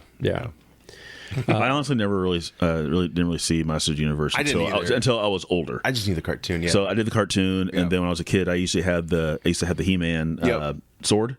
Yeah. Oh, nice. So it's battery powered. So you could hit the button, and it would do the thunder thing, and you can swing it around and go ting. That type of thing. Yeah. So I had that type of stuff, and I actually have a couple of seasons of the original cartoon. Oh, nice. Yeah. So I had those, but I couldn't get into it. So I don't know who's playing He-Man in this. It's an unknown. It's unknown. Yeah, I saw the name. It is Nicholas Galitzine. Yeah. I don't even know how to pronounce his name. I saw his picture. Galitzine. He looks pretty decent. I mean, yeah, I'm sure he's working out like crazy. He looks small though to be a He-Man. Right. Like I could see him as Prince Adam. Yeah. Maybe they'll do like a Bill Bixby type of thing. So he's Prince Adam. Being kind of scrawny. Yeah, and then give us like Alan Richardson as He-Man from like You never know. Maybe they'll cast a Rock. Who knows? Well, that's the Rock. Oh God. No, but that's kind of a cool aspect if they cast like a different actor or a kid, like kind of like Shazam, right? Yeah. But not be opposite when he's an adult, which is always weird. In those. The weird thing about Shazam though is he still needed like a muscle suit, like Yeah, and then the second one they kind of like toned it down a little bit. I didn't mind the second one, but I never liked Zachary Levi's approach because the kid was more adult, and then when he became Shazam, he was like a More total kid. Yeah. I'm like, Yeah. I don't think that's how it is. That's the biggest reason why I didn't like the Shazam movies. Yeah. Yeah, It's because of that reason. Dude, like, what are you talking about? And the best reason to like the Shazam movies was Mary Marvel was hot. Yeah, of course. But yeah, if they do something like that with Prince Adam. I don't know if this guy's been confirmed to be Prince Adam as well, or just He-Man, but I don't know. I think that would be kind of cool if they. On IMDb, he's listed as both He-Man and Prince Adam. So. Well, maybe they'll do like Captain America, like make him skinny, and then kind of CGI or make his body. Maybe he'll put his head be on ripped. someone else. He'll be ripped for the He-Man part, but Right. kind of make his body seem a little more slim when he's. And maybe because Jared Leto's a slight guy, maybe we're just getting a smaller He-Man and Skeletor, maybe which would be weird, right. Like that. I mean, that'd be a pretty big reimagining. But that's it's also about how they film it too. Like they could Lord of the Rings it, give you some trickery, so it makes them. I mean, they do that all the time in productions. Like they'll have like a shorter actor on a higher platform than you. Well, Tom Hardy had to wear like platform shoes when he played Bane. Oh, sure, yeah. Because he's a slight guy. You're right. And Robert Downey Jr., he definitely wears platform shoes. I think Tom Cruise also. Yeah. You got... Idris Elba plays Man-at-Arms. I think that's the best part of the casting. I love that. Yeah. Like, that part I do love. That is great casting. I think I had that figure. I think I did. Yeah. I remember I would take the He-Man arm off, and it didn't move. It just did this. And put on other figures. Yep. Yeah. Yeah, that's good casting. And then you got Alison Brie as Evelyn. That'd be pretty cool. So, yeah, I don't know half these characters, honestly. It's been so long. But, yeah, this is going to be an Amazon MGM studio film. Mattel's producing it. So, yeah, Toyline came out in 1982. Wonder if they'll, if it does well, wonder if they'll create like because She-Ra's his twin sister. Yeah. So I wonder if they'll do like almost like a sequel. I'm sure they will. If it does well. Yeah. If it does well, I wonder if they'll do a or sequel. set it up at least. I'm sure they will. Bring her give us a setup. And the nice thing about He-Man, too, is like, unlike something like, say, Thundercats, where it was always Lion-O fighting Mom-Ra, it was the only villain he had. Yeah. They've got so many other things they can introduce into the mythos, because you've got the Horde as a possible villain, like in a future film or something like that. So it's not just Skeletor. There's the Snake Men. You've got all kinds of other characters they can introduce, and he's got a huge cast of like supporting characters. I mean, when you got Orko. Orko, yeah. And then you have That's the dude with Tila. That's the red with the scarf. Tila's in this one with I mean, that's kind of the big three, right? Tila, Man-at-Arms, and He-Man. Yeah. It's kind of like the trifecta. So you're gonna have Tila. Are they gonna have Battle Cat? Oh, I'm sure. I hope so. Diesel's playing him. No, I don't know. I want Beastman. I want Merman. I want.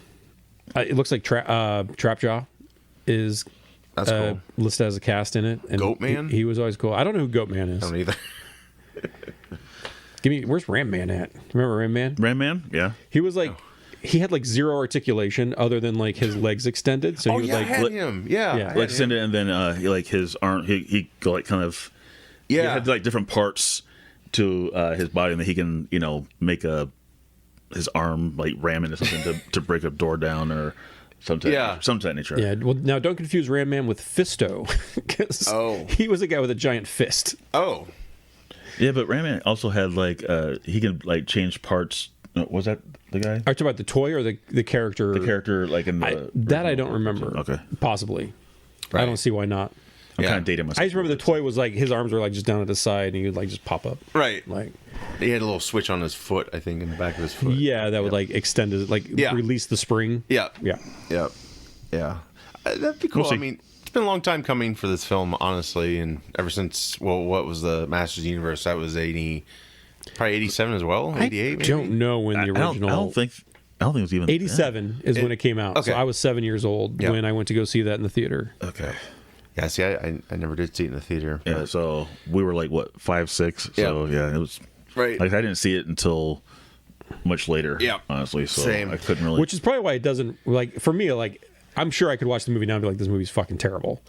But again, like, in at its the time, time, 7-year-old me, and then when I remember The Punisher coming out. Oh, right, yeah. With Dolph Lundgren. And again, that never came to theaters. I remember seeing that poster at a video store and like losing my fucking mind because I was like, it's the Punisher. I knew who the Punisher was. From the comic book shit, I was a big fan. Yeah. I had no idea this movie even existed because I think it was like even a foreign film technically. Right. But just seeing that and then being like, and He-Man's in it. Dude, I lost my shit. Because that was probably just a couple of years after. That was like 89 or something. That was just a couple of years after Masters of the Universe. Yeah. He's on a roll ever since Rocky IV, basically. Yeah. Yeah, we'll see what happens, man. I don't know. But, yeah. That's what we got so far. Hopefully Leto won't actually be method enough to, like, get to a skeleton, like starve himself. I just hope not. Yeah, dude, and of course, all this is all like pre-thinking of. I know. This is the thing. Like we were probably the same ones talking shit when they cast Heath Ledger as the Joker, probably. And I was like, "What? The guy from 10 Things I Hate About You? That's fucking dumb." Yeah. I remember that first still they showed of the Joker, and I was like, "What is this? He's got the scars on his cheeks." And and then you like see him on the film, and you're like, "Oh, this is brilliant." Oh yeah. And I'm not saying that Jared Leto's going to be a brilliant Skeletor. I'm just saying, like, I'm going to be open-minded about it. And he's already kind of weird playing Joker, so I just don't see how, I don't know. I guess we'll see. That's true, yeah. He's a Joker himself, but yeah, I'm sure they'll have a lot of CG elements. Hopefully it's, I didn't look up the budget it has, but hopefully they'll make it look pretty good. Worthy of being theatrical, let's say. But yeah. Avengers Doomsday, we got a few more cast members announced. Yeah, they announced, let's see, well, they announced Chris Evans, which is, I've heard a couple of different things. So he could be playing like an alternate reality Cap. Yeah. But I've also heard he could be playing Jack Monroe, the Nomad character, which I guess Steve Rogers was Nomad for a bit as well before Jack Monroe became Nomad. Interesting. And so there's a couple of different ways that could go. Yeah. My fear, though, is I hope they don't bring him back just to kill him off. Like, we already had his story, right? And it had a happy ending. Right. Yeah. Either let it go. But they never explained where he went. Some people think he died, but then it's clarified he didn't die. But then the way they refer to him, he's gone. And it's like, what's going on? I just remember him becoming an old man. Yeah, because it was basically like he went back. He never was frozen in ice. He was with Peggy Carter, which they're bringing her back too for the Doomsday movie. Agent Carter, as Agent Carter. Yeah. Yep. So that actress is coming back. Haley Atwell. They've talked about him being a Hydra Cap, that controversial thing they did. We already did the nod to that though in the last movie. Oh, when he was in the elevator. Not because. Originally, he fights them in the elevator, but in this one, he like So we already did kind of a clever, nod to that. Yeah. And so I don't think that would be necessary either. Sure.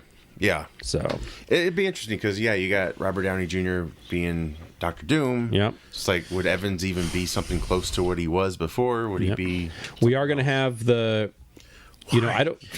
What? Why? Hopefully they got it figured out, man. I don't know. So again, it's one of those things. Like, kind of dig it, like with Tim Gunn doing Superman. It's like I got a lot of faith in the Russo brothers. I mean, because they're back. And the other thing too that I think Marvel does really, really well is either whether it's misdirection or just lack of information. Yeah. Like if you think about it, like how much did we actually know about Infinity War and Endgame going into it? Very little. Right.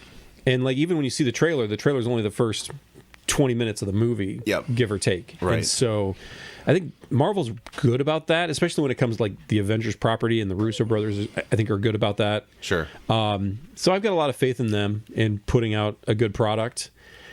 The Fantastic Four is going to have a prominent role in it, which is good. Yeah. Because I think at this point the Avengers are pretty much a B team. Like when you don't have, You're big. This is like the this is when you've got like Wonder Man and the Black Knight and those kind of Avengers, and I like a lot of those characters, don't get me wrong, but it's not the A-listers that we normal fans are thinking of, right? So exactly. Honestly, I was kind of hoping that they were done with this Avengers thing once some of all that stuff ended. There's probably going to be standalone movies, with Falcon involved. I'm still bummed we're not. I mean, I guess I am and I'm not. I'm a little bummed we're not getting the whole Kang Dynasty thing, only because that's what they built up to for so long. Yeah, I know. And for better or worse, because a lot of it was a miss. Yeah. But I think that it could have been pretty interesting.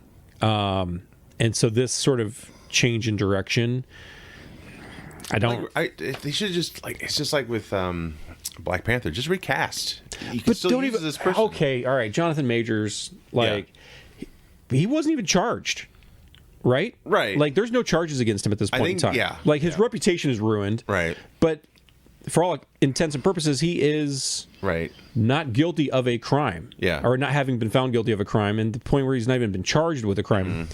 Yet this guy's reputation's ruined. So good luck seeing him in another movie. And I thought he was I thought he was really good at that role. Yeah. I just meant if they didn't want to use him because unfortunately, you get charged, it's pretty much nail in the coffin. Yeah. But you still could have kept that character going and just recasted him and yeah. For the longest time I confused him with the Boyega from the Star Wars movies anyway. Oh, so if you are going to recast, just put Boyega in it because I thought it was the same person for a while. Right. Yeah, they just panic. It's like Black Panther. It's just should have recasted, man, because it's we didn't have enough stories told yet with that character. It's it's so soon to leave that character behind, because I think the actor himself wanted Chadwick Boseman. He wanted people to keep it going. Yeah, but no, and then they changed it up, and then they shit the bed because that movie sucked. Yeah. Did you ever see the second Black Panther? No, it's I couldn't even. It was borderline unwatchable for me. Yeah, I saw it in the theater. It had some good qualities, but yeah, I mean, most of this Phase 4, which is why the Russo's coming back. I'm happy, and I think if anyone can do it, if there's any chance, they can make it happen. The Mummy guys, big Mummy fans. I was with the first one. The Brendan Fraser. Yeah, the very first one. Oh, the Karloff. Yeah. Mummy. So, no, I mean the Brendan Fraser. Oh, okay. Sorry. I was joking. I messed it up. But, yeah. But I was a fan of that one. Yeah. Maybe the second one as well too. And then when they came out with the Scorpion King, didn't like it. Oh yeah. When they redid, I forget that exists. When they redid the Mummy. I think they did another one. They had a third one, and then they replaced. Jet Li was the emperor, the bad guy in that one. Couldn't get through that one. No, that was terrible. So I guess my question is, how many more of these do they have to make? Well, this is a reboot, right? Yeah. And so and you got to kind of reboot it after that shit fest that was the Tom Cruise Mummy. That was the one. Because that one was real. That one was not good at all. Yeah. And so I'm actually glad they're rebooting it and maybe trying to revisit this Blumhouse Dark Universe thing with Wolfman that's coming out, which looks good. Yeah. I think it's good that they're kind of rebooting this Dark Universe thing, and the Mummies could be a cool part of that. Yeah. I love I remember when I first saw the Brendan Fraser one, the first movie, I was like, this movie's fucking stupid because it was campy, and I didn't get that it was supposed to be campy. Oh, sure. Yeah. And then I saw it a second time, and I was like, this is my favorite movie I've ever seen. I love that movie now. Yeah. And I even like the second one. Yeah. Oh, I hate mummies. Yeah. It was campy in all the right ways. Yeah. Yeah. And so that one had really grown on me real quickly. Yeah. The third one was bad. The Jet Li one was bad. And a lot of time passed too. Yeah. But yeah. No, but it's Blumhouse. Blumhouse is basically doing what people got paid a lot more. And budget wise, for that Mummy film, we're trying to do, but they're doing it on a much cheaper budget, and it's successful so far. Yeah. Invisible Man they've done. Wolfman's coming out. That looks really intense and good. They're very kind of grounded, these last two. Even though Invisible Man's very tech heavy, Yep. but you don't see it really. I like werewolf movies, so I hope I can. I want to see Wolfman. Wolfman. Looks terrifying. The Wolfman looks good. It looks tragic too because it's a father gets infected. Yeah. They're in the cabin. It's a family member. It's not the classic Wolfman where he comes from money and all that stuff. And Yeah. Did you watch the Benicio del Toro? I did Wolfman? finally. I remember at the time I really wanted to see it when it came out. I haven't seen it yet. I haven't seen it either. It's not bad. I like it. I actually watched the first Wolfman like last year. And I liked that one a lot. I know. All right, completely separate. I am thinking of on Christmas Day going and seeing Nosferatu. Yes, because I wanted to mention that. Yeah, that looks really intense and good. Yeah. And Johnny Depp's daughter could probably become a huge star. From And it's a weird bit of, I don't know if it's ironic or purposeful that you've got Willem Dafoe in this movie, and he also played Yep. he played the actor Yes. in Shadow of the Bat. Yep. So I think that was She's like a real creep in real life, wasn't he? yeah, he was very a quiet. he was a He's weird basically the character. yeah, kind of. He was a weird dude. I've been wanting to see that as well too because I like vampire movies. I like the old horror movies, like the old vampire movies, the Wolfman movies, and even the old, back in the day, Frankenstein and Mummy type movies. Frankenstein meets the Mummy or whatever. Yeah. So I mean, that's they're basically remaking all the Universal monster films, but they're more like kind of reality based in a way, and they won't have their classic looks because it'd probably be too hard to pull off now. And well, I think it's good to update him too. Like I liked how the Invisible Man was updated. Yeah, and that's a pretty. I mean, even the original story is tragic and classic, and I really liked Memoirs of an Invisible Man with Chevy Chase, Seen that one. which was a John Carpenter film. Yeah, I like that movie, but I don't. It wasn't very well received. Hollow Man was close. Hollow Man remake, was close, but then you got was Kevin Bacon. Kevin Bacon, but I was thinking the director, the guy that did like Basic Instinct and Starship Troopers, RoboCop too as well. RoboCop, right? and Paul Verhoeven. Yeah, Paul Verhoeven, and it's so I don't know if it's Paul Verhoeven, but I don't know. It's got its very rapey vibes to it sometimes, which is unsettling. Yeah. He clearly does it. In the scene, yeah. But I liked Hollow Man. That was pretty good. Yeah. I did like that the Invisible Man remake though. I thought was much better than I was expecting. Yeah. Wolfman looks good. I'm stoked for the Mummy, and I'm interested to see what they do with characters like. Well, I think they're already talking about or in pre-production a Creature of the Black Lagoon, which is like my favorite monster design. Yeah. So as far as like classic monsters go, he's my favorite looking one. I finally saw that film this year. Fleur Cinema Cafe. Oh yeah, had a free screening of it. Oh, it was in 3D, and it was really good 3D. Interesting. It was a good print of the film. It was probably like the I don't know if it was 4K or not. I mean, it was projected, but they did it free because Dowling's theater department bought the film or rented it, whatever, and had the theater like show it to their class. Oh, that's cool. And afterwards, the theater was like, "Hey, could we show this to like people and like have you be a sponsor?" And they just said, "Oh, it's gone." You just looking at it? Oh, there's a little bit in there. No, but the Dowling was like, "No, it's cool. You just show it. Just show it for free." So that's what they did. That's neat. It was really cool. It's a good movie, and so I'm excited for that one. The one I'm most interested to see how they would reinvent it would be like a Frankenstein. I think that's probably the toughest. Which is crazy because there's like 2 Frankenstein movies out or coming out. One's got Bale in it as the monster, and then you got the Benicio del Toro one.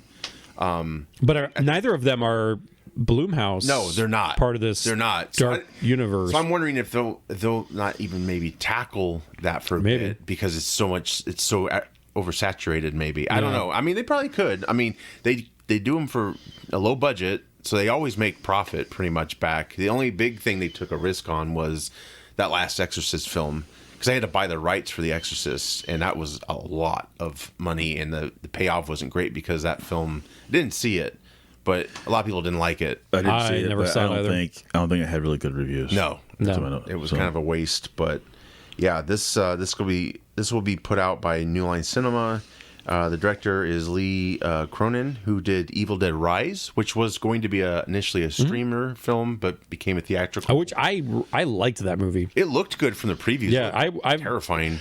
I bought that movie when it came out, and I've probably watched it like since in theaters. Only with 2 years? I probably watched it 5 or 6 times. Really? Yeah. Yeah. Did you ever? Have you seen the Evil Dead films at all? I've seen the original, like the old ones, Right. before. Yeah, this new one's not goofy at all, right? No, It's totally straight. I even like the remake of Evil Dead they did. Oh, I love the years remake. back. Yeah. I thought that was good. I wanted, especially with like the post credit scene of that. I was like, give me more of that, please. Was it Ash? Yeah. Okay.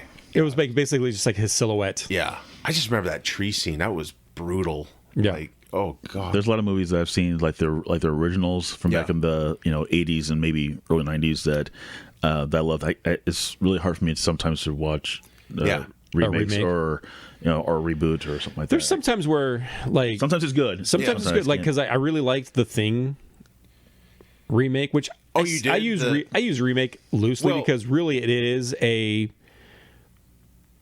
I don't know. Is it a spoiler if I say even what it is? Because it's a prequel. I know but I don't know if that's saying that's a spoiler because you don't know that until the end of the movie. Oh, right. That's right. No, but the funny thing is the Kurt Russell one was a remake too. Yes, correct. Yeah. But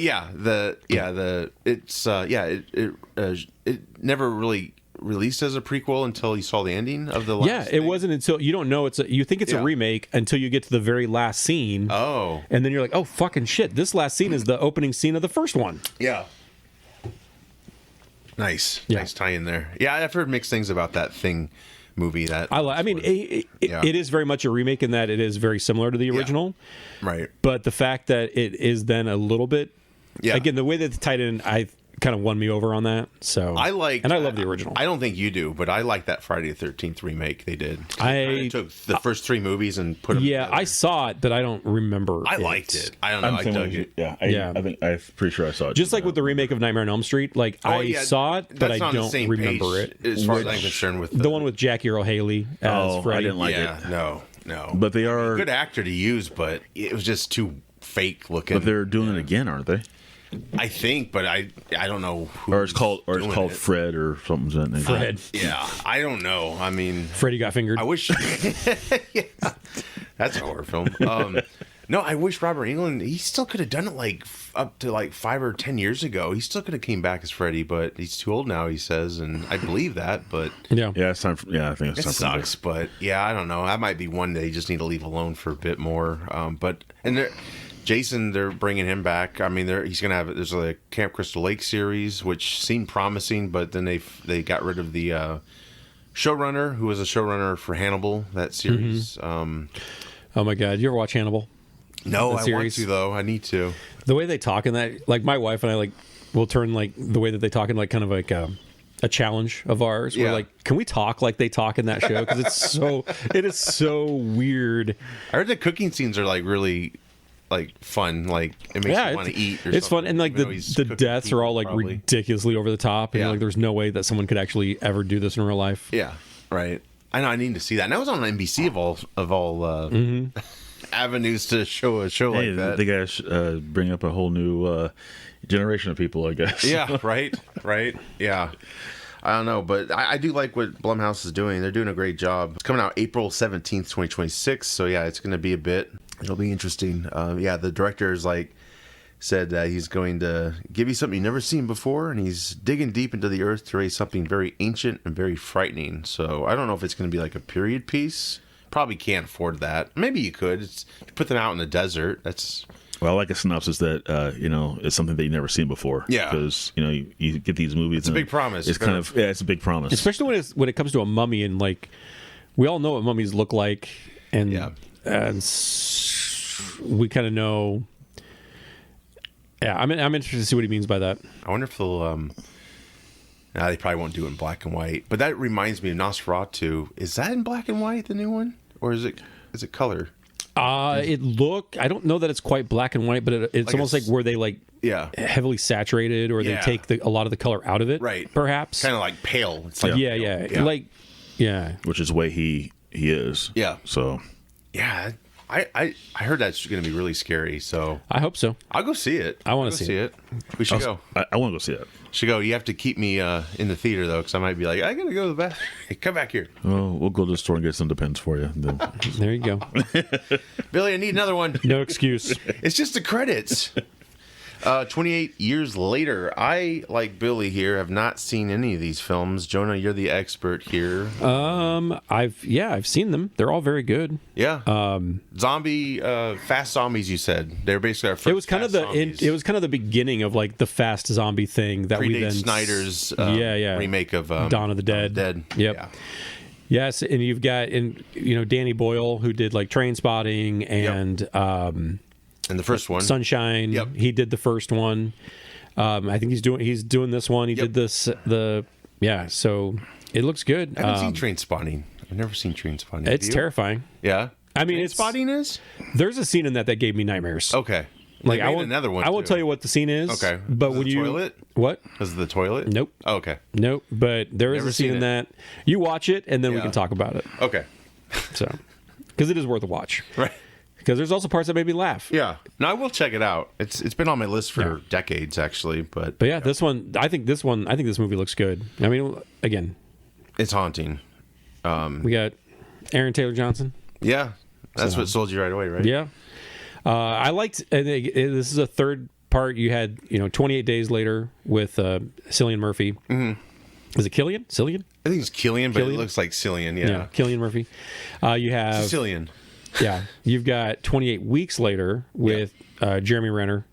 I liked that one better than the first one. I remember there's a cool shot of him in that film. It's just probably from the trailer. Is it him pushing the car? Winking? Yeah. That was because cool. the's like kids in the car and he's like pushing it from the outside. That was fucking cool. Yeah, he was part of like the Americans. Yeah, he was like a kind of a sharpshooter part of the American, because they're opening up parts of London again after they think they've got everything contained. Right. And they're sort of this UN. I don't know if it's kind of a UN or largely American force that's sort of providing security and stuff like that. So, right. And then of course shit goes wrong, as it always does, right? Has to. That's why we have franchise. Yeah. And so then you got this one, which of course, being years later is completely separate. Right. I mean, Society's as far as like different characters fallen. Yeah. This is kind of like, what's cool about this is like, okay, you followed Walking Dead, but now let's fast forward like years later and see where civilization's at. Right. So it's interesting to me that way. So I'm stoked for this. Yeah, I mean, it was ahead of the whole zombie craze, really. This 2002 was the first one, and Walking Dead was like, was it 2009 or so? Is that when it got very popular? The series came out and all that? So I remember I would say that 28 Days Later may have even given birth to the zombie craze. Okay. Because it was shortly after that you had like the Dawn of the Dead remake. Yeah. You had Marvel Zombies was huge in the early 2000s. The comic covers. Is that when they first introduced that concept? Yeah, pretty much. It was all of that stuff followed, and then Walking Dead followed all of that, and then and then now you can't. I mean, you could fucking throw a rock and hit a zombie theme. Well, for a while concept. there, yeah. Well, Walking Dead had all these spin-offs. I'm like, why are we doing this, guys? Like, you're ruining it. Yeah. I dropped off that show, like, I don't know what season it was, but I'm so far back. Dude, I've dropped off that show like 3 times. Like, I watched it, I hated it, I stopped watching it. Walking Dead? Yeah, Walking Dead. I might have watched maybe a couple of episodes, to be honest with you. Yeah. I never really got into it. Yeah. I'd give up on it for a couple years. I'd go back to it, like start it kind of from where I'd left off, watch it, fucking hate it again, stop it, and it got to the point where I was like, I'm not even going back to it because I cannot stand too much that for me to fucking catch show. up on. I'm really bad when it comes to certain shows and movies and stuff like that, because if I see an episode or two that doesn't interest me, I'll never watch it again. It's one of those where it's like, it got to the point where like I didn't like any of the characters. Sure. Even the main characters, I didn't like them. They weren't. It's not that they weren't compelling. They just I didn't want to follow them. Like, if you ever watch a show about just like a bunch of fucking assholes, like, who really wants to see that? Yeah. Right? For that long? Yeah. And then they're making these choices, and I'm like, don't do that, do this. And then they never did what they should have done, which is why their situation never improved. Kind of went in a circle, sort of, right? Like, But it makes me wonder how long, how a lot of these shows last for so long. I don't get it because I haven't been interested in years, and I'm sure I'm along with millions of other people are just like tuned out. I mean, I think it's kind of gone. They're probably gonna have like their solid fans, but there's just Yeah. some things after a Yeah. while you just can't. Just like Right. those shitty Snyder movies have their fans. Whatever. Yeah, I mean, this might, ignite it again. Who knows? But it's very haunting. I don't know if you looked into this, but like the soundtrack to the trailer, it's a 1915 recording of a poem called Boots. Yes, it is very unnerving. Yes, because Yeah. it was used in military training, and it simulates struggles you'll face as a soldier. So it's very like Yeah. repetitive, and yeah, it's really. Yeah, that alone, I think that was probably the most creepy. It sounds like one of those things where if you played it backwards, Yeah. it would wake a demon. like Evil Dead Yeah. or whatever. Wait, was that an Evil Dead? They played something backwards, or that was a book? No, that was a book. But was there a film you did that? I thought there was a premise where you played something backwards. It unearthed something. I don't know. Maybe we should just take it to a cemetery and see if anything happens. Yeah. Oh God. This is all your fault. I'll be in the car. But yeah, that comes out. It's June 20th, 2025. Yeah. Now this is the third film in the franchise. They got 2 more projects coming. There's going to be a 28 years later, The Bone Temple, which we did see in the trailer, the stack of bones and them walking through it. So that's coming out January 16th, 2026, and then they still got another untitled film. So better catch up on your 28 days. I'll try.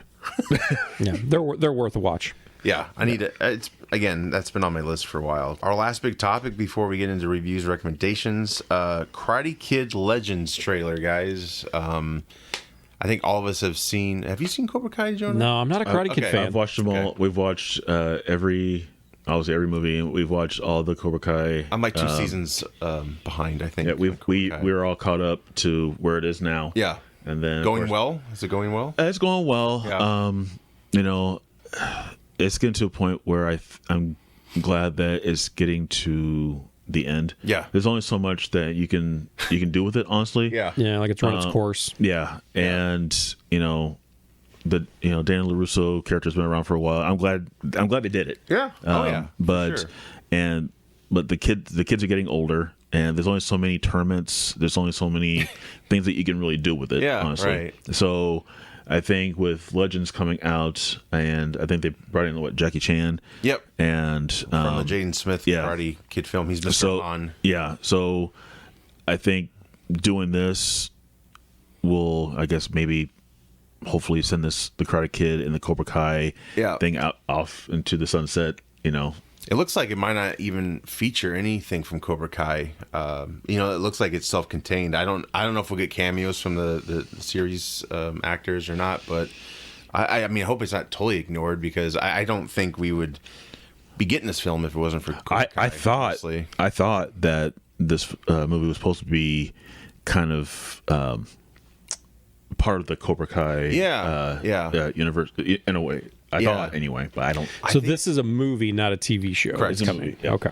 And I think it's got totally different producers on it, other than aside from the TV show producers, which they would be fools to, or ego driven, not to feature or talk about Cobra Kai, or give them some credit, because I don't think people would give a shit, honestly. And I like that it's called Karate Kid, but there's probably not even a kid in it. 'Cause it's, Well, the dude looks like I don't want to make fun of him, but he's got like a kid body, but he's got like a 40-year-old face. It's are, like- are you talking about LaRusso? no. Who are you talking about? He's 60, by the way. Yeah. Yeah. No, it's Ben Wang. He's the new Karate Kid in this film. Okay. All right. So, Well, I'm glad they didn't bring Jaden Smith back.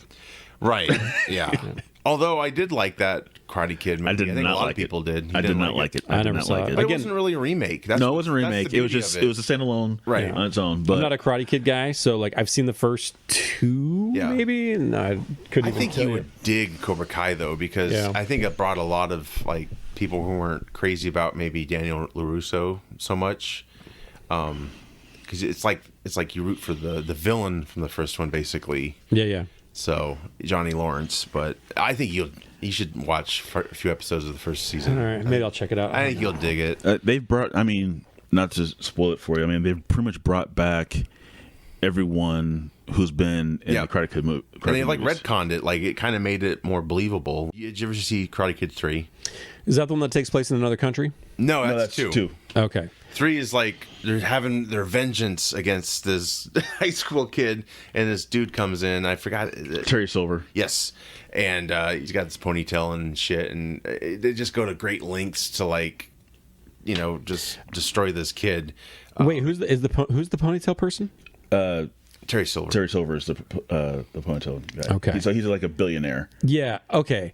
I believe I have seen that when I was a kid, probably once, It's but very I couldn't tell you. and stuff, and it's goofy, but Because they had Mike Barnes in the third one that LaRusso had to go against in the tournament. Yeah. And so Terry Silver comes. I just remember him as the bad guy with his like sleek ponytail and a big laugh. Yeah, he looked like kind of Wish.com Steven Seagal. Yeah. Yeah. Well, he had better hairline, that's for sure. But I mean, they've brought back literally everyone except for Robin Lively in Cobra Kai. They even brought back Elizabeth Shue for one episode, and they brought back is that Kumiko? Is that how you say her name from the second one? Yep. From the second one. Yeah. So they brought back pretty much everyone in that, That's cool. and they brought back the guy that he fought in Karate Kid 2, Chosen. In this one, and now they're friends. Yeah, so they're all becoming buddy now. Yeah, up against which is refreshing because they're old now. It's like they're older, stop being villains, but they're still going up against John Kreese. Now they're going against Terry Silver. Now they're going against people in a completely different country right now for a tournament. They're getting their asses kicked. So it's just I'm hoping that this. And I know that he brought this out before to where they're talking about bringing Jackie Chan in, and he seems to be pretty proud of what they're doing with it. They first had a good explanation though, like because what they were dealing with was like Miyagi-Do, and then Mr. Han was something different. Yeah. Now it turns out they were friends, I guess, and so Jackie Chan's Mr. Han's a lot more cleaned up now, put together because he was a mess kind of in the Jaden Smith one, and. But it was. I thought it was a pretty good film. I liked the Jaden Smith. I haven't seen it for a long time, but it was nice that it wasn't a just exact remake. It was totally different. But I think that's what's nice about the Cobra Kai series is they've given you so much content, like more than we'd ever. How many seasons does that show run? It's the fourth one. This is the fourth season. Is it fourth? Okay, I think. Is it fourth or is it fifth? Or I thought we were even seventh, but maybe not. I don't know. All right. But still, if you take up all those hours, or I think each episode's 30 minutes, maybe? About 30 minutes or so. Still, though. Maybe a little bit longer. You know how much content? That's like a week's worth of content, probably, in the end. So we've already gotten that. So this is kind of like a cherry on top. And what's the beauty of it is you don't have the urgency to see all these other characters. Yeah. Because they've already shown them in the Cobra Kai series. So it's totally cool if Daniel LaRusso's just him in this film. With Jackie Chan and so on, but yeah, it looks good. It looks good. Of course, it's going to shock everybody, but the Karate Kid in this film, he enters a tournament. So whoa, I did not see that coming. Imagine that. I did not see that coming. it's going to be in the theater. Whoa, spoilers. There's a tournament in this one. Spoilers. So it's on season 6 right now. Okay. And it's like they released it in parts, right? Yeah, there's in parts. 2 or yeah. So Cobra Kai's fun. It is. All right. It's a lot of fun. I'll check it out. The fighting good. looks cool. It looks cool. The way it's shot looks cool. Cinematography, it looks good. Well, like I said, there's only so much more that you can do with the Karate Kid universe.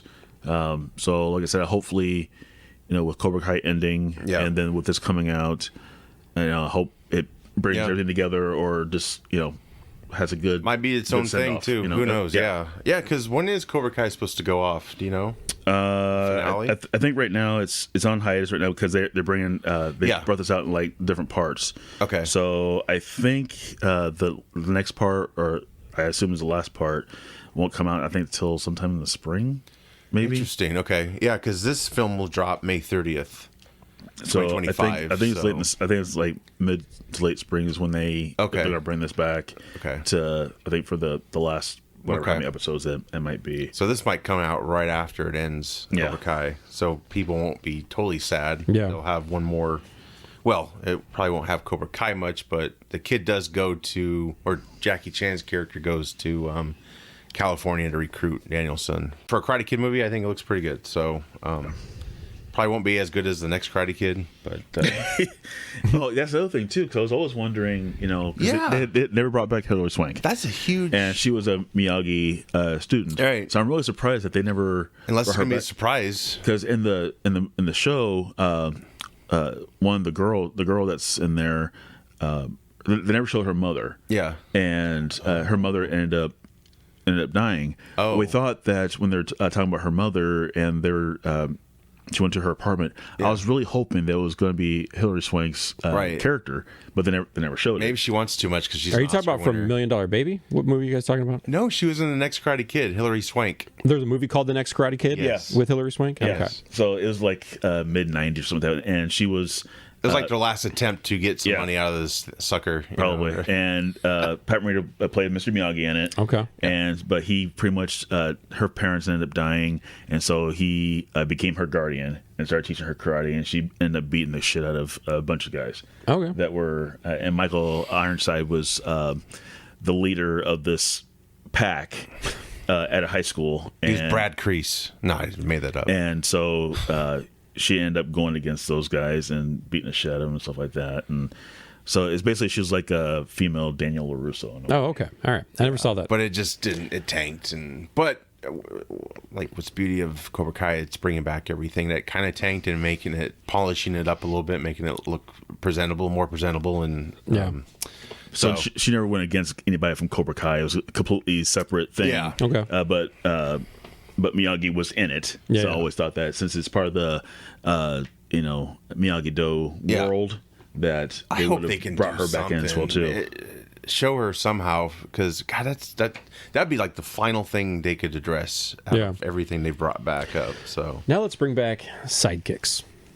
there you go. Yes. R.I.P. Jonathan Oh Brandis. yeah. He won't be making a return. Couldn't do that. No, he Recast won't. maybe. Well, Chuck Norris is fucking old now, but yeah, I like sidekicks. I Maybe you want to do martial arts again because I did it a little bit and then think it was probably watching sidekicks that made me create my own martial arts. movie art. It was a form of ninjutsu. They've been playing a lot of sidekicks. Have they? They've been playing it a lot on the movie channels. Oh, really? So you go back. It was like I think it was like HBO, like one of the Yeah. HBO channels, stuff like that. And I actually went back and watched it. And of course, it's cheesy, all Yeah. that stuff. But it's actually kind of fun Yeah. to go back and watch that. Sure. And too bad Jonathan Brandis, obviously, I know, he's it's passed such and a stuff like that. But bummer. I know. if they had come back with that type of, if he had lived and come back with something like I that, bet they would have eventually. Yeah. Maybe. So part 1 of Cobra Kai came out in July. Okay. Part 2 came out in November, and then the third part looks like will come out in February. Oh, okay. Wow. So really close. so- to the And this is the last season, season 6? Yeah. Okay. Yep. It's really close. Jeez, to the new film. So I thought it was late spring, so I had to look it up, and it Yeah. looks like the last part comes out Right on. in February. Well, that's a cool tie-in because you'll get a lot of fans probably going to the theaters, hopefully, and turning out good for this. So I know my wife was really upset because we binge watched. Yeah. Every time Cobra Kai comes out, Yeah. we'll binge watch the entire season, and then she's got to wait for a year and a half for it to come out Yeah. again. So we binge watched part 1, we binge watched part 2, Sure. and then we got through it so quickly, and she's like, I gotta wait for 3 months for the next, for the last part to come out. So, but yeah, it looks like that's going to be the last part of Sure. in the ending of Cobra Kai. So Cool. Very cool. Well, we are into review and recommendations. I'm going to recommend Creature Commandos. I finally watched that Friday.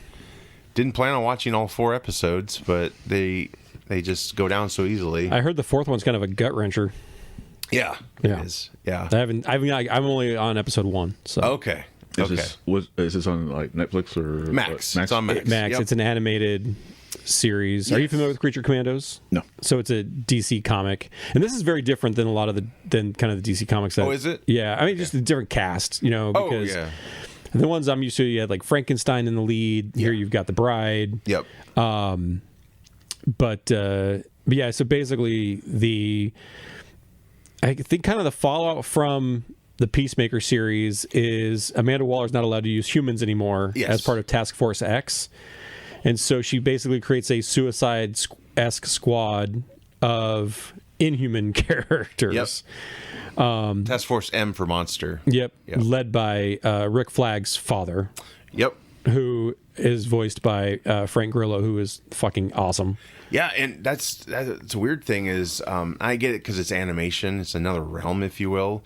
But he's going to play the same character in Superman. Yeah. And they've shown set photos, and he does not look like his cartoon counterpart, from what I could tell. Yeah, which he could. I mean, if you give him a little bit of silver hair, I mean, he could look. But he looks like he stepped out of Winter Soldier, basically. Yeah. Like he looks kind of the same, but it's fine. I get it. It's cartoon. They gotta make it more attractive. He's got a nice yellow shirt he wears all the time, but yeah, it's basically James Gunn's first brand new content he's done for the new DC Studios. He kind of had he's keeping pretty busy, isn't he?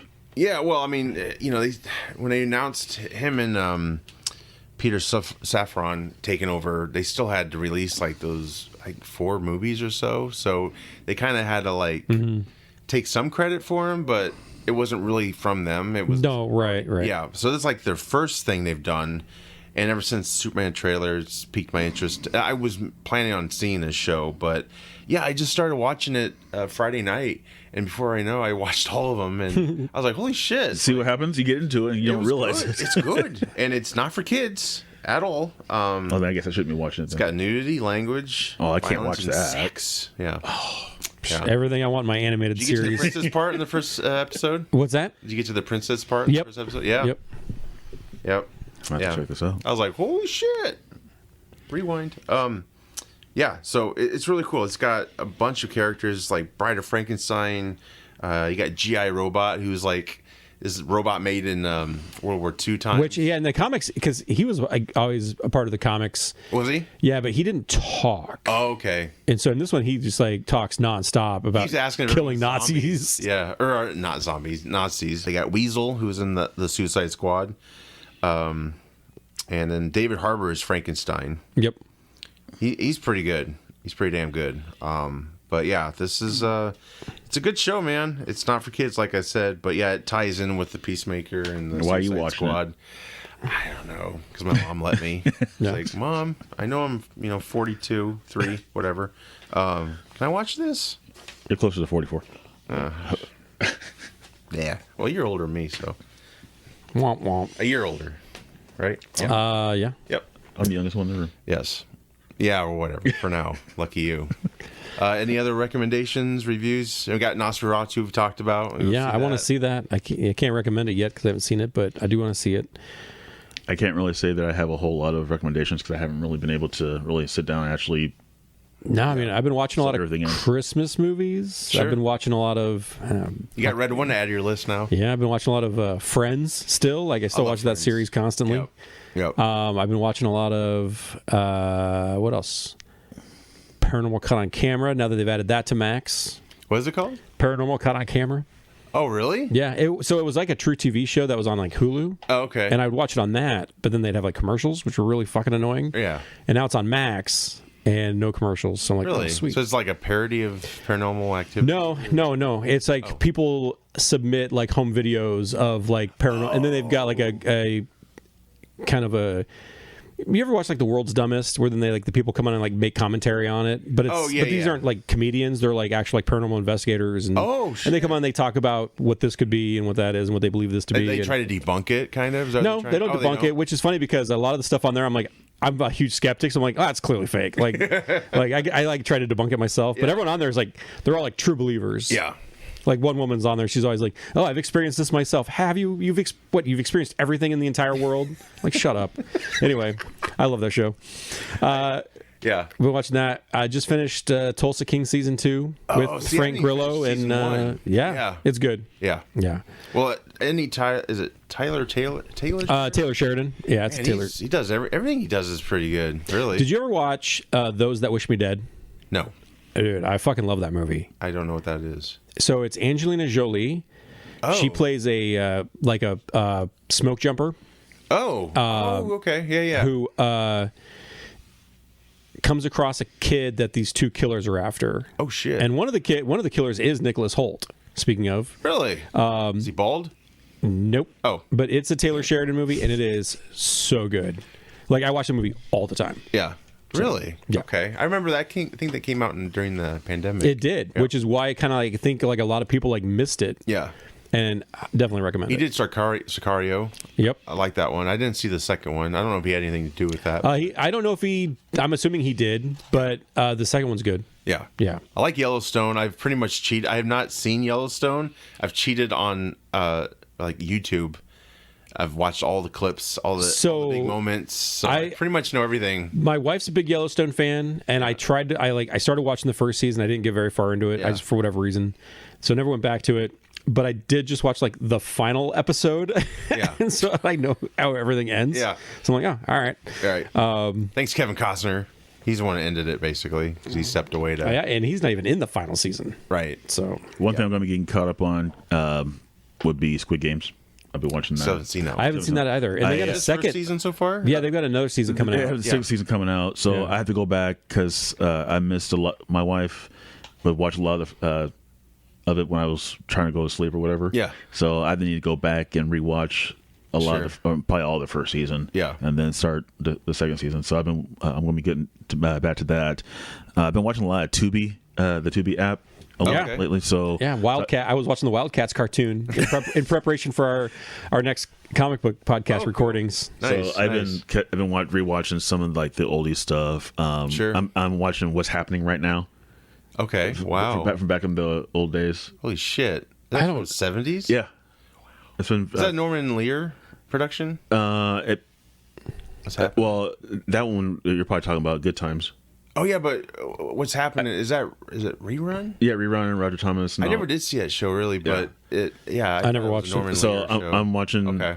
I'm on the third season again of What's Happening, and then I started rewatching Good Times again, and then I started watching again like the old Lois and Clark. The Dean Cain and Terry Hatcher. Yeah, so I started rewatching that again. So there's different TV shows I've gone back to rewatch from back in the day. So. I was thinking about going back to Arrow because I didn't finish Arrow, but I was thinking about going back and starting that one again. I did go back and start the Alfred Hitchcock Presents is on Peacock. Oh wow, okay. And they've also got like the Alfred Hitchcock Hour out there, so I've been watching those too. Oh, shit, nice. That's on Peacock, you said? Yep. And Tubi. Yep. Nice. Yep. Is Tubi free? Yep. Yeah. You got commercials, of course. You get commercials, and then I did to work because for a while I start something. Yeah. Because they even had like New Jack City. They had all these other movies and stuff on there. Yeah. Menace to Society and stuff like that. Yeah. So I would start watching these things, and then I turn it off, but then I lose it. So I had to keep track. Well, then I had to go on there and actually put down like my Google address. Yeah, you can like sign in or register for it. Okay. Yeah. And then I can now when I go back to Tubi and I'm watching What's Happening or whatever I'm watching, then it saves my progress, so I don't have to keep starting all over again. That's like old school when you couldn't if you didn't have a recorder going, it's like fuck, I can't leave. I got to watch this. Tubi's a great source if you ever want to recreate like your Saturday morning cartoons. Yeah. Because they got a shitload of like kind of like 90s cartoons out there. They have all and 80s cartoons on there. Like Masters of the Universe has been out there. Cops and Crooks was out there. Cops. I love Cops. G.I. Joe, some Transformers cartoons. Like I said, I was watching Wildcats, which that's not a good cartoon. But it's a really good place if you want to like just like on a Saturday morning watch 3 or 4 different cartoon shows and eat a fucking box of cereal. There's no Saturday morning cartoons anymore. No. It's sad. They still show like the old stuff on like some other cartoon channels. Yeah. Because they still show like Tom and Jerry. They still show Looney Tunes and stuff like that. Yeah. But a lot of these apps pretty much now have the old stuff that we That's cool. that we grew up on. I think it was Peacock. I think it was Peacock. They had Exo Squad. So if you ever want to watch Exo Squad, that one's out there. That's a good cartoon. Shit. So there's my recommendations right there. I guess go out if you have Tubi, you watch all these. I recommend Tubi as well.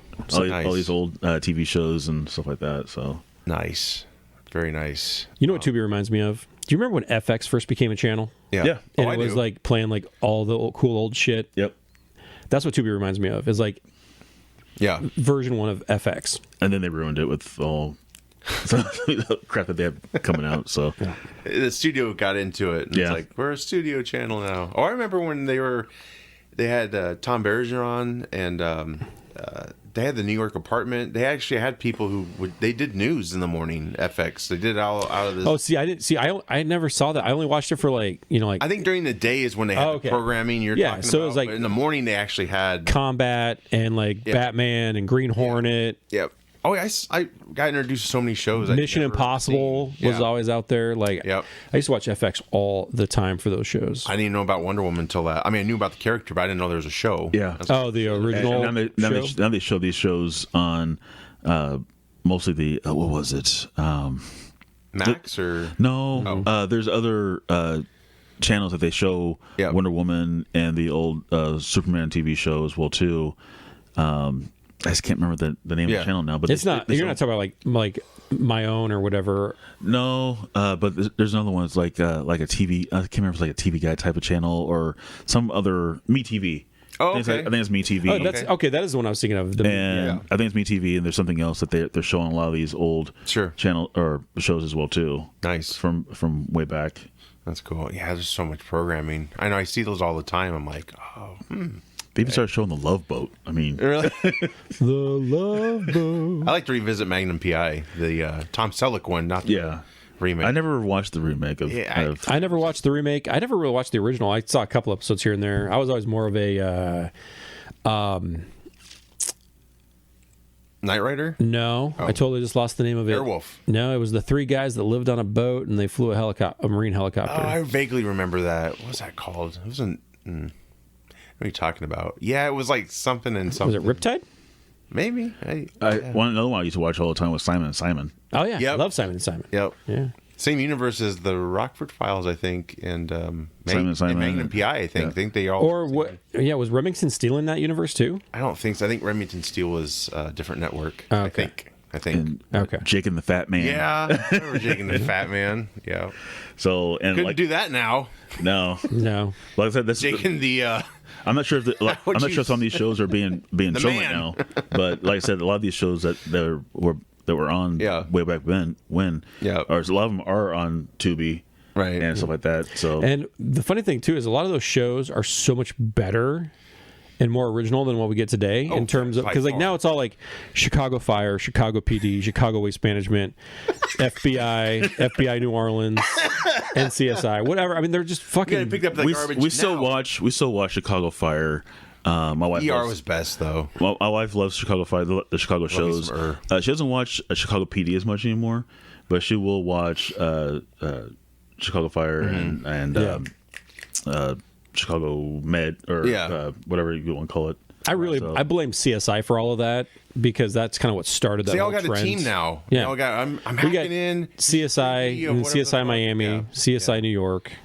Maybe House. Would you blame someone on House too? But there was no spinoffs for House. No, I'm just saying. I'm talking about the rampant spinoffs. Oh, I got you. I thought you meant like kind of like just the genre itself. Oh no. Yeah. For the genre overall, MacGyver has a team now. Like that genre overall, I would actually blame ER for that. Oh really? Yeah. Because that was like that kind of started that whole prime time. ER was great when it network drama. It was really great. Yeah. But yeah, then it got stupid. Or you have the 911 because you had 911. Oh god, those are probably guilty pleasures, right? Yeah, because we watched 911 a lot. Because the one with Angela Bassett in. Yeah, we watched that all the time. Yeah, and then you had 911 Texas sort of. That was Rob Lowe's, I think. I think the only one of those I watched was Reno 911. Yeah, not at all. Oh, is that different? No, totally different.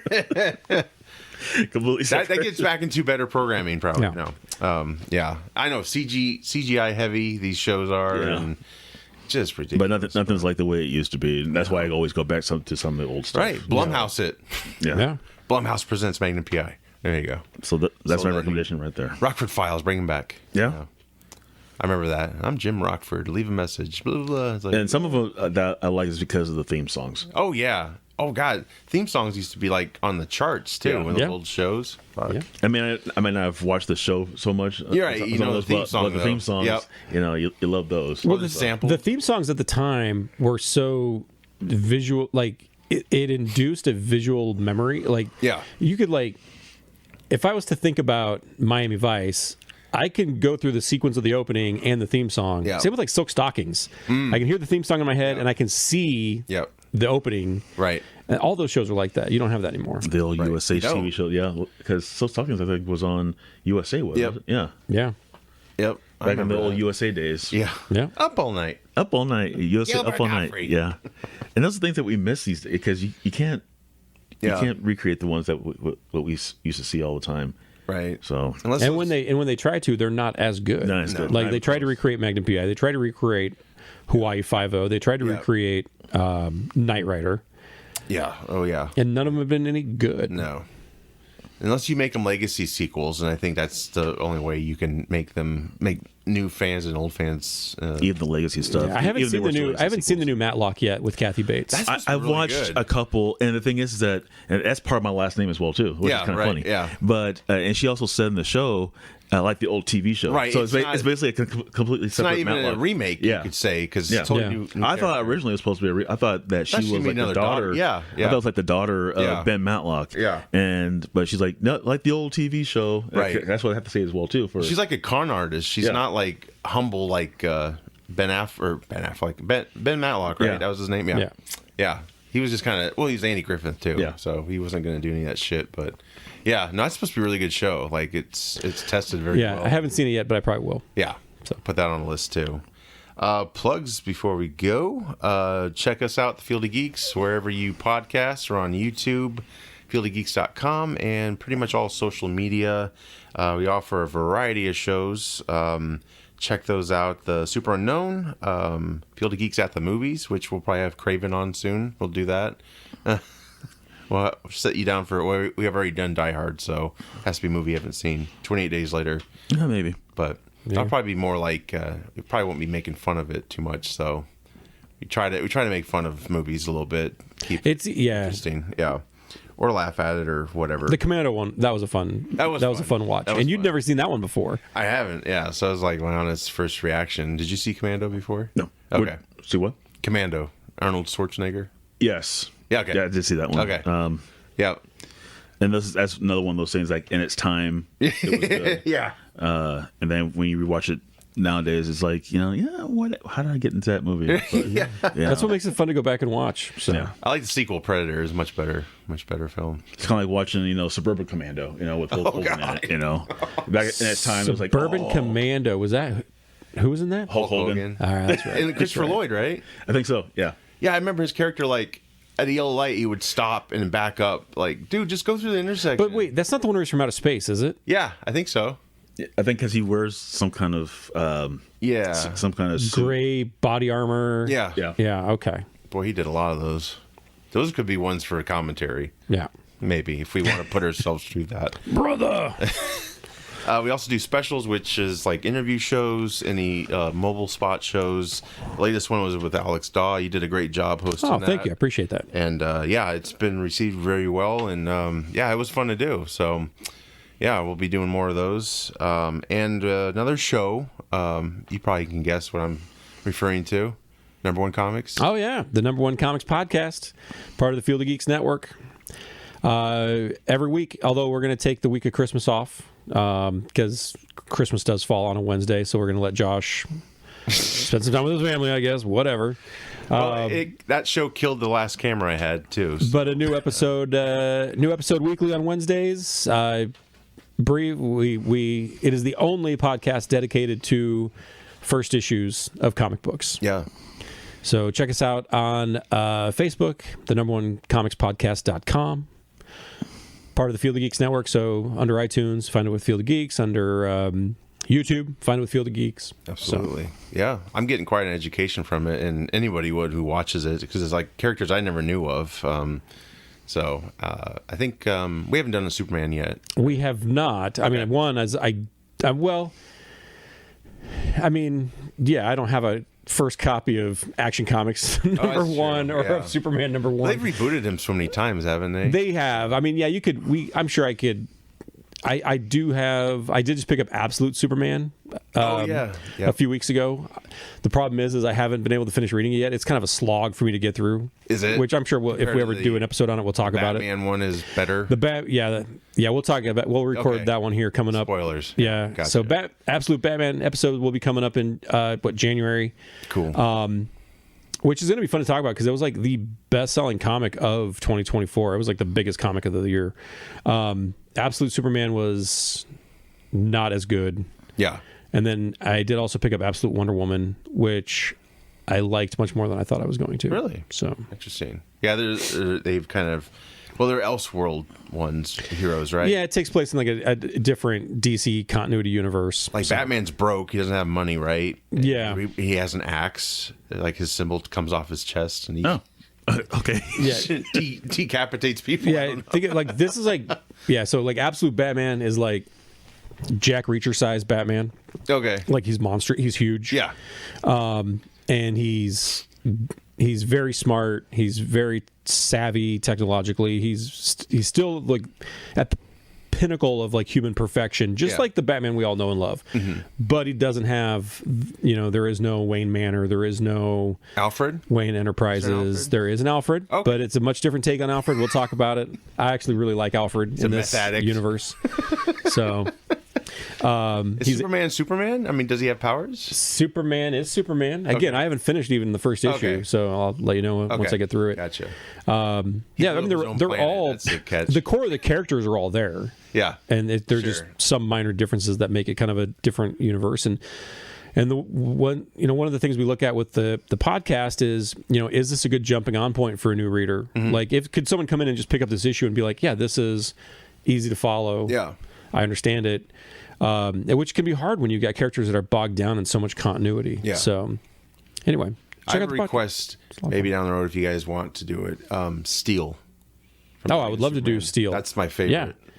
Yeah. I can we can surely I hope not. We can surely do Steel. Yeah. The hardest part with the podcast is you fall down this rabbit hole where it's like, there's so many. Now I need this, and now I need this, and I've got a lot of first issues. They'll never run out of comics to talk about. No. Never. And then I end up where it's like, I remember this first issue, and then I go into eBay and it's like, here's like I just literally bought a lot of first issues from a comic company in the 90s called Malibu.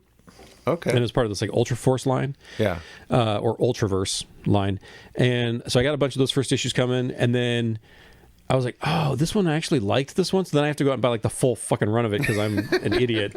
So anyway, lots to talk about. We'll never run out of It's a great sacrifice ideas for the show. But thanks for coming on, Billy. Welcome. Of course, Jonah too. Hopefully I'll come back again sometime soon. Hopefully. Yes, you will. We'll kidnap you. Just like Red One. Check out Red One. For anyone that's celebrating Christmas this week, have a very Merry Christmas and a Happy Hanukkah. Yes. Same. So, that said, I'm Josh. I'm Billy. I'm Jonah. Be good.